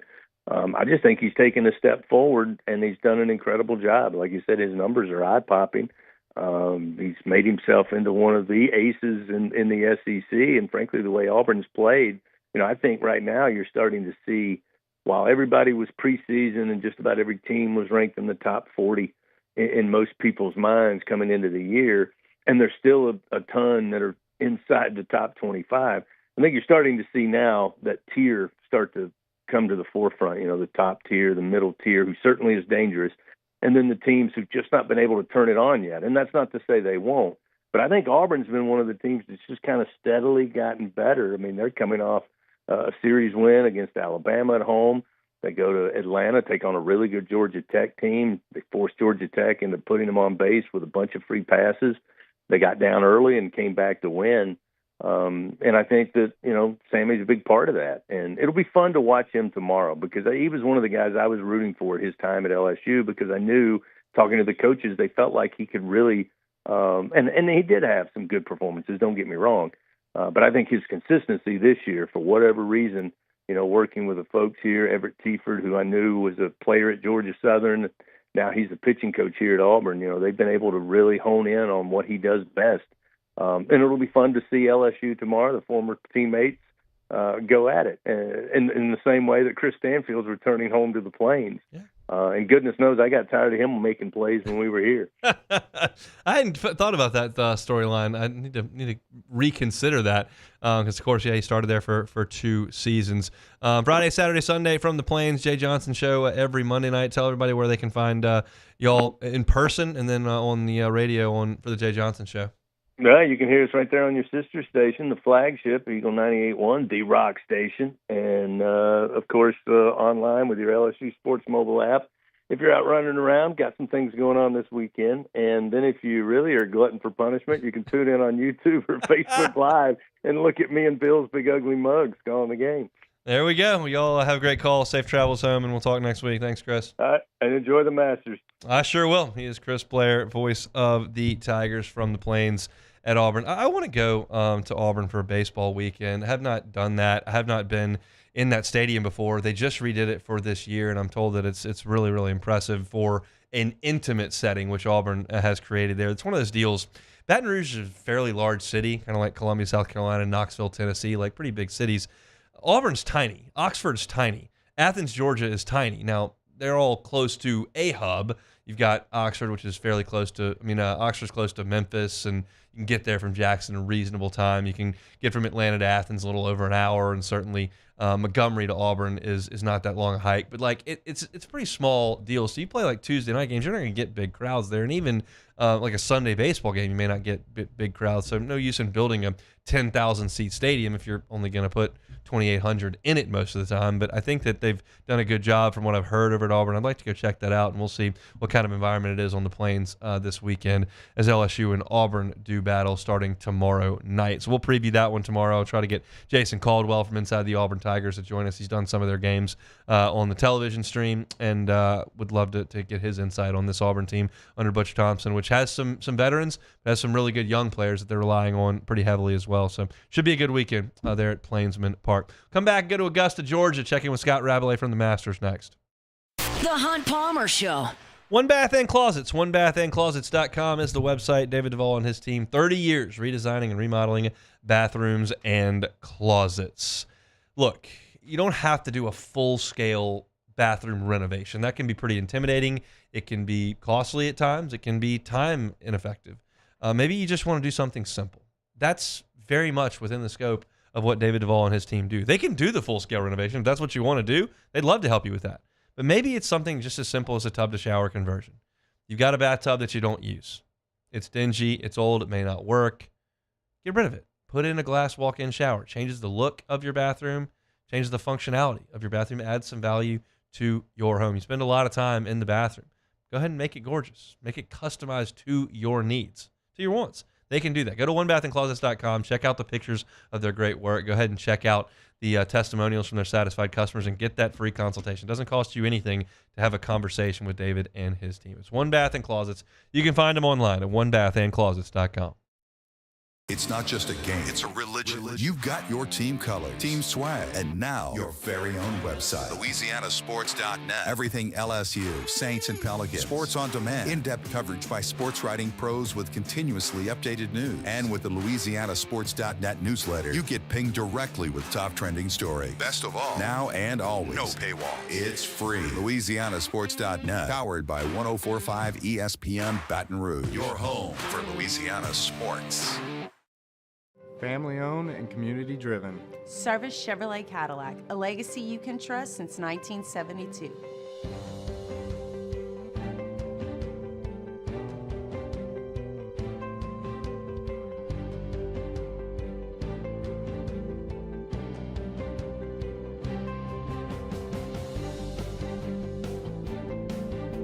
Service Chevrolet Cadillac, our family serving your family. For over 50 years. Man, age is just a number. Don't let it dictate how you feel. Goodwood Men's Sexual Wellness has anti-aging services that can help you look and feel your best. Visit yourgoodwood.com and discover a renewed sense of vitality.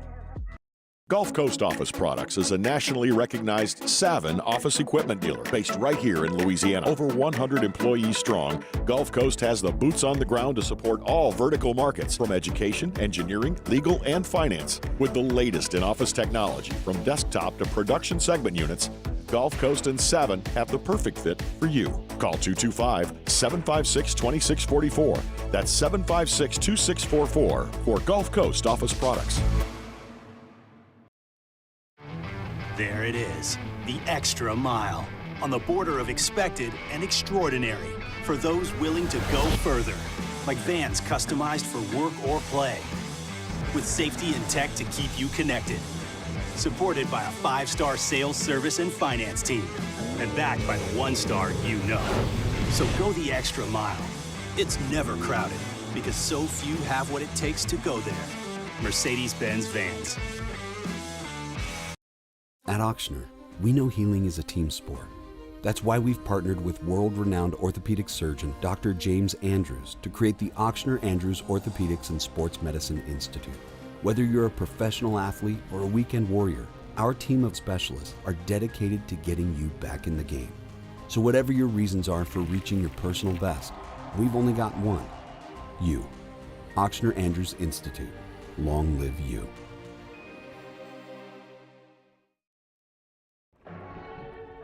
These are the luckiest ice cubes in the world. They could have been a thankless bed for an all-you-can-eat salad bar. You're listening to The Hunt Palmer Show, brought to you by Sagrera Farms.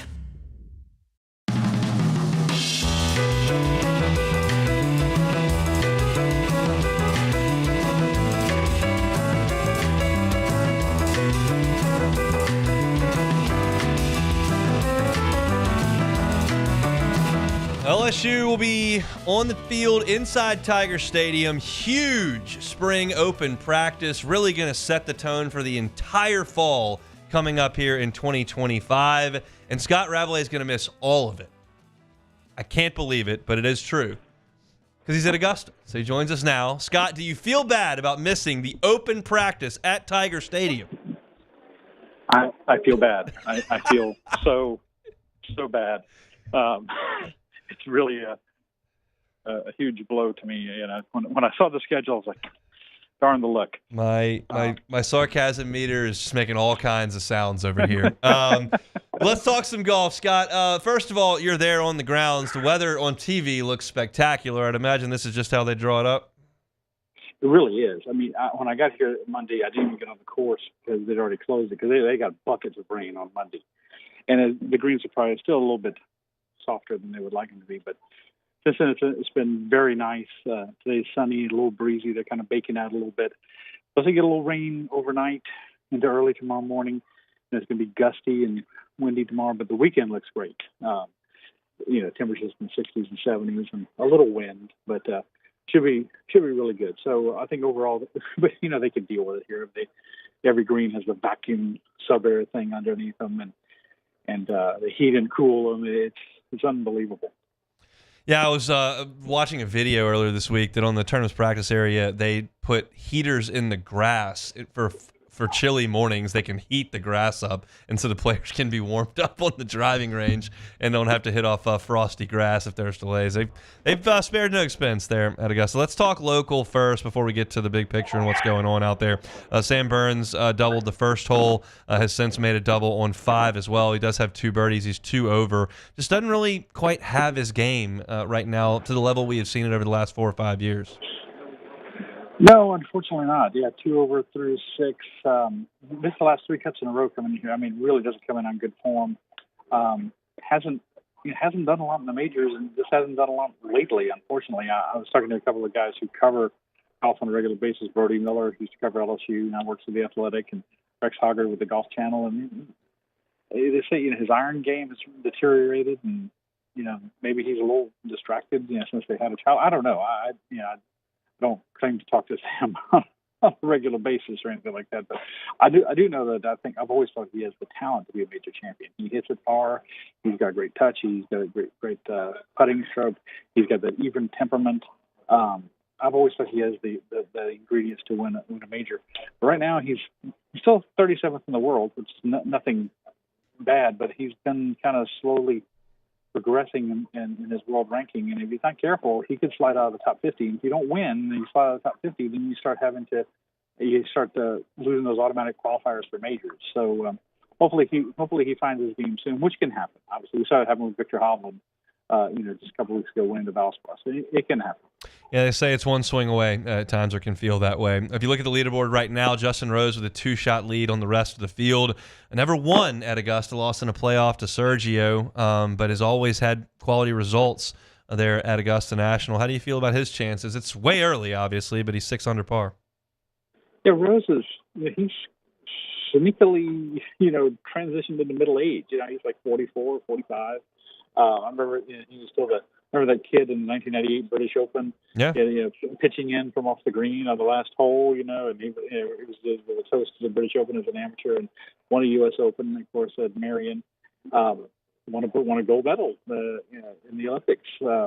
He's had some great finishes and great performances, and like you said, he's been good here.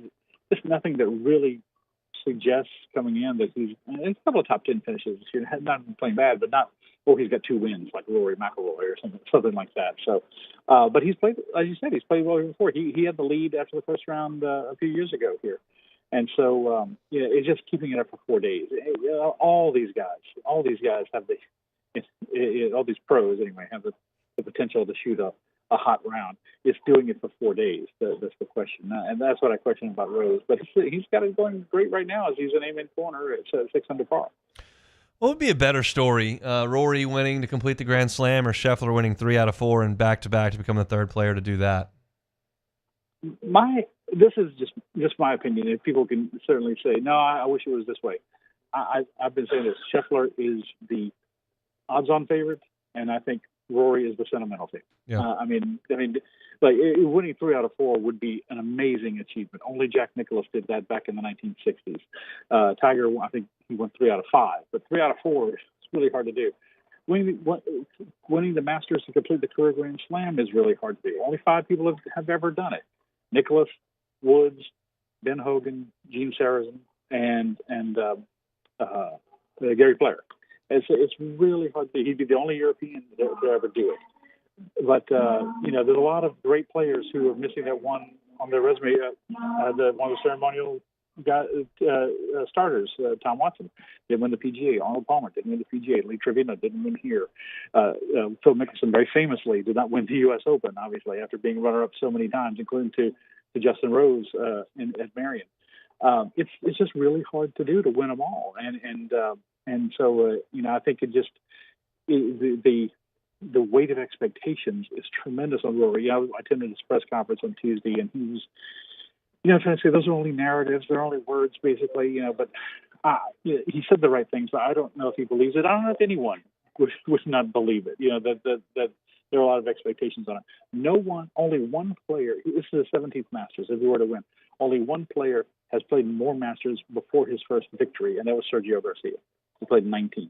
So this is unusual for someone at his age, with his number of times to play here, to try to win for the first time. There's a lot of that going against him, and just simply the fact that it's hard. But he has the ability. Clearly, if you can win the other majors, you can win this one, and he's on great form.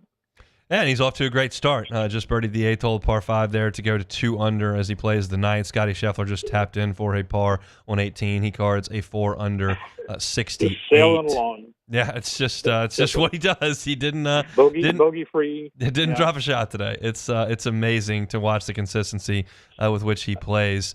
So That's 19 of 21 rounds here that he shot power better. That's talk about horses for courses. He's pretty good on all the courses. Horses for courses. Let's just throw this out there. Fred Couples shot at 1 under par today. What do you have to say about that? Fred Couples. You know what I say? I hate Fred Couples. He's still got a syrupy swing at. He's 65 or he's 65 or 66. He's aging in that like Cary Grant, you know. He's still got all his hair, you know, and he's just he's wonderful. He's won one time. He could have won more, obviously, but hey, anyone would take one green jacket, obviously. I think it's wonderful. I hope he keeps it going. You know, Bernard Langer got in contention a few years ago. It was late 50s, I think, and was playing in his last Masters this year. Obviously, it's really hard to keep up, and the course is 75-55 now. It's really, really, really long. And Freddie was known as a long hitter in his day, but obviously you're not as long when you're in your mid-60s. But wonderful story. I hope he might be a fan of writing about today, because all the guys with Louisiana ties, like Robert McIntyre, Buddy McNeese, and Colin Morikawa, who's a Zurich ambassador, and Sam Burns are not lighting it up at this point.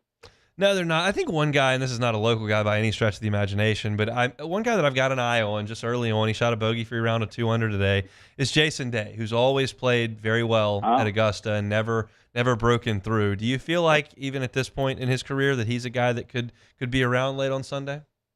Boy, when he won his major, won the PGA, it just seemed like he was winning. There were multiple majors in his future, right? I mean, he was at the top of the world. He was world number one. And he's just Jason. Yeah, he's a tremendous talent. It just seems like he's got a glass body. I mean, there's always been something would go wrong with him. He's, not just the typical back or knee, but like vertigo on the golf course or something like that. Yeah. Just these weird things that would assail him out of nowhere. But I'd have to see it to believe it. It is a very nice start. Right now, he's in 1, 2, 3, 4, tied for 5th. At the moment, that'll probably hold up. Certainly, being at 70, should probably hold up to stay in the top 10 today, I would think. So it'd be a great story. He's kind of like he's like trying to create a second act, and everyone loves somebody who's trying to make a second act, right? I mean, I think Jordan Spieth is starting to creep towards that kind of territory as well. Someone who was like such a prodigy at a young age and is dealt with injury and adversity and is trying to get back into contention. But I mean, it's I guess I'm not totally surprised, but it's a long way to go. You personally, what's kind of your plan of attack? You're out there the next couple of days. I know that the media can't go inside the ropes, so you just kind of walk it with everybody else. But how much time in the media center watching? How much time out on the course? Any storylines that you're trying to monitor here? Yeah, well, I certainly try to get on the course every day. That's why I was out there just before I came back in to talk to y'all. People probably know you can't have your cell phones on the golf course or anything like that. So I'm, you want to get out there and get a feel for the conditions and hear the roars then maybe you'll come across someone who's playing. Come across somebody famous, like I saw Grant Hill on the first hole today. He was just walking around with some people. You never know. So, but yeah, you kind of have to do a mix of it, because if you're out there, then you're missing something. Unless it just happens to be right in front of you.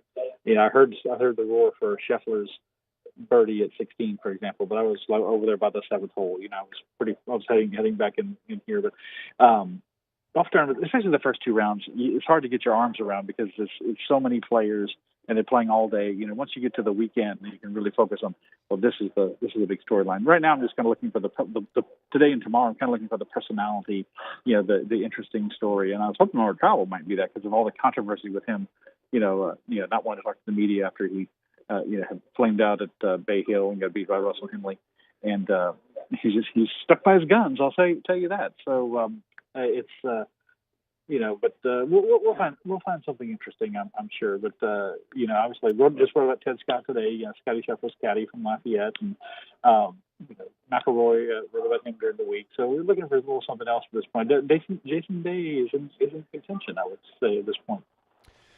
Just go down to the 10th fairway and tell Buzzy that I don't like him. Do that, because I'm very jealous that he gets to, 1, hang out there all week, and 2, play the golf course here in a couple months. So go tell him that. Buzzy Heidel, the former LSU player, works on number 10, and Michael Hollander, the former LSU player, works on number 1. A lot of people from here volunteer but they don't get quote unquote paid, but their payment is to play the course every day. All right. So I think everyone would take that as payments for sure. I'll pay Augusta. I know they're strapped for cash. I'll pay them to take Buzzy's spot. How about that? So you heard that they built an underground parking garage for the players. I did. And they're about to build like this players facility behind the practice tee that is going to be for them and their families and their entourage. Everybody's got an entourage now. Someone wrote, and it's interesting. I don't know how you thought about this, but you're a physically aware, savvy individual. That they make so much money, they have to reinvest it in the club for tax reasons. And so otherwise they're just going to pay gazillion taxes. But in the time I first came here in 2002, and the time I come here, it's just amazing how many things they built. They moved Washington Road, bought out a whole neighborhood to give people free parking. It's just incredible. And I think one of the things. I joke. One of these we're going to come in. They're going to say, "Yeah, we just had to put a retractable roof over the whole place. We were just tired of weather delays, and we were able to do it between tournaments. So we went ahead and pulled the trigger on it." It's an amazing place. Enjoy your week there, and we'll catch up with you, Scott. Thanks. Always a pleasure, Hud. Thank you. Scott Rabalais with the Advocate there from Augusta National. I want to tell you our Thursday show is brought to you by Sagrera Farms Premium Beef, ribeyes, fillets, flank steaks, ground beef, all of it, whole sides and whole cows. Sagrera Farms has got you covered in the top 1% anywhere, right here in Baton Rouge. Sagrera Farms. Just check out the marbling, check out the tenderness, the flavor. This is a process that Sean Sagrera and his team handle up there at Sagrera Farms, and it produces incredible prime Angus every single time. If you are quote unquote into the beef and you love premium prime beef, you're looking for the best you can find anywhere, it's right here, just north of Baton Rouge at Sagrera Farms. Give you Sean's number every single week. Want you to give him a call. Go up to Sagrera Farms. Check it out. Make a purchase and have that freezer full of some of the best beef anywhere that you will find. It's 719-1723. 719-1723. It's Sean Sagrera and Sagrera Farms bringing our Thursday shows each and every week. Come back and close it out next. The Hunt Palmer Show. There it is, the extra mile. On the border of expected and extraordinary for those willing to go further. Like vans customized for work or play. With safety and tech to keep you connected. Supported by a 5-star sales, service, and finance team. And backed by the 1-star you know. So go the extra mile. It's never crowded because so few have what it takes to go there. Mercedes-Benz Vans. These are the luckiest ice cubes in the world. They could have been a thankless bed for an all-you-can-eat salad bar. But instead, they've been called upon to cradle and cool a crisp, refreshing Dos Equis. Looks like the lucky just got luckier. Dos Equis.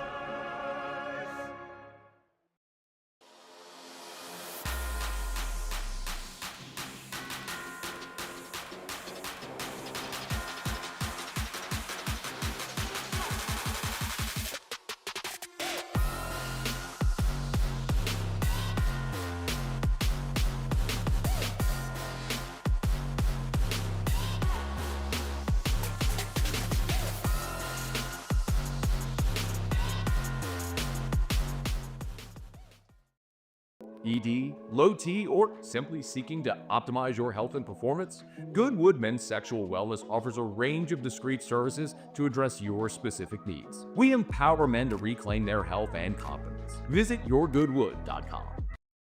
Family owned and community driven. Service Chevrolet Cadillac, a legacy you can trust since 1972.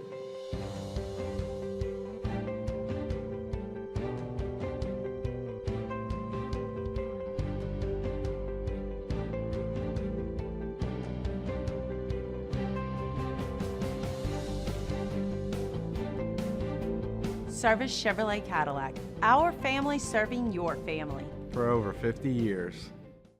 Gulf Coast Office Products is a nationally recognized Savin office equipment dealer based right here in Louisiana. Over 100 employees strong, Gulf Coast has the boots on the ground to support all vertical markets from education, engineering, legal, and finance. With the latest in office technology from desktop to production segment units, Gulf Coast and Savin have the perfect fit for you.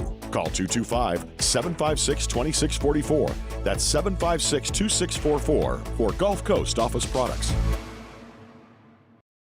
At Auctioner, we know healing is a team sport. That's why we've partnered with world-renowned orthopedic surgeon Dr. James Andrews to create the Auctioner Andrews Orthopedics and Sports Medicine Institute. Whether you're a professional athlete or a weekend warrior, our team of specialists are dedicated to getting you back in the game. So whatever your reasons are for reaching your personal best, we've only got one. You. Auctioner Andrews Institute. Long live you. Crime has serious consequences, but anyone can make a mistake. If you find yourself in trouble with the law, know that you have rights, and it's okay to demand them. The law offices of O.C. Brown are here to protect you and your rights. Felony or misdemeanor, DUI or drug charge. No matter what crime you're accused of, you still have rights. Let the law offices of O.C. Brown uphold them. Call 225-343-1111. Your law firm for a lifetime.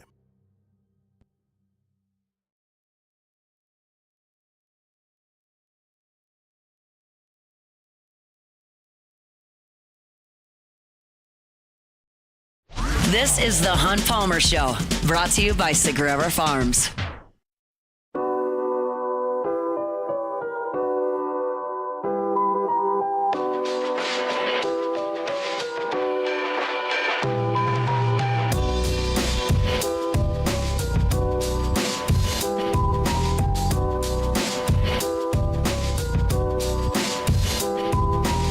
.104.5 ESPN Baton Rouge and the Baton Rouge Clinic bring you the 2025 Dreams Come True Radiothon.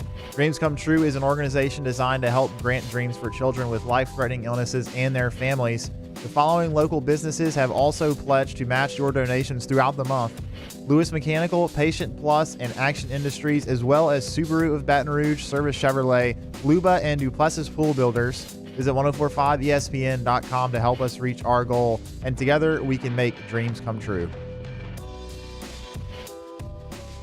Here's a beautiful thing about golf, Beck. Yeah? Nick Dunlap's like 21, I think. Just let's turned see. pro. Let's see. I can tell you he is 21. 21 years old. Fred Couples 65 years Yes, old. So yes. they are separated by 44 years.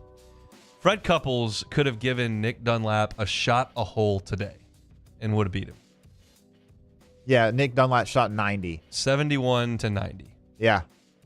19 shot difference. Couples could have given him a shot a hole. That's a winner. That It is. doesn't happen in basketball. It cannot happen in basketball. It is not possible to happen. How old's Jordan?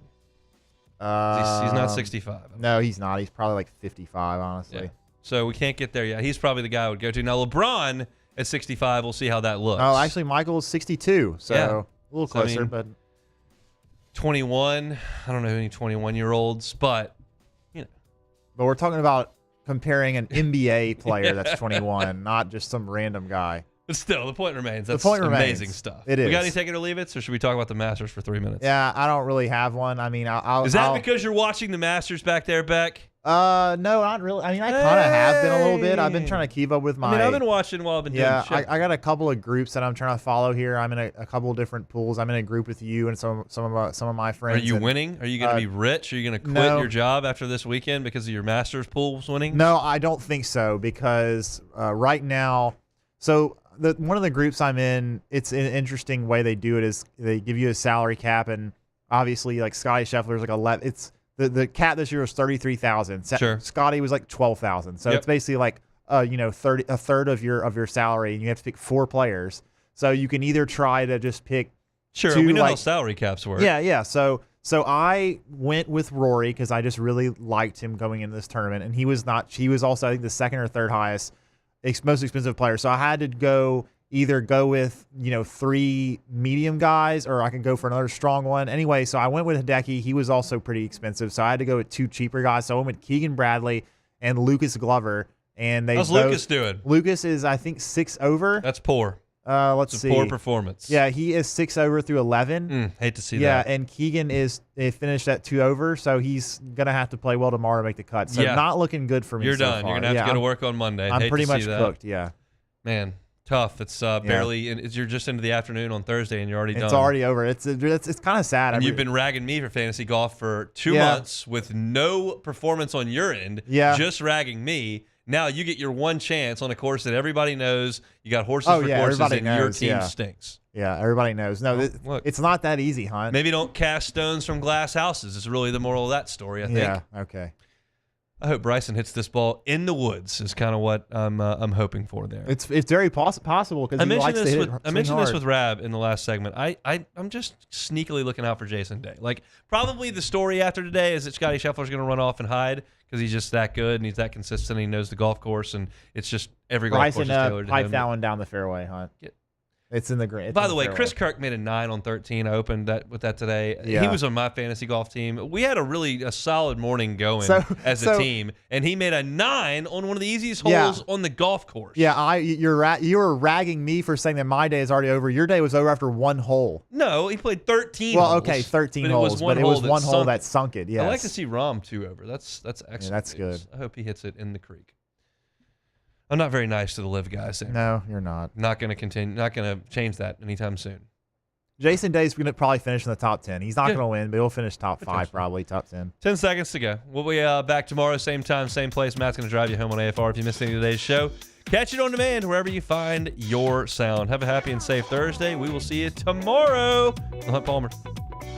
The Hunt Palmer Show.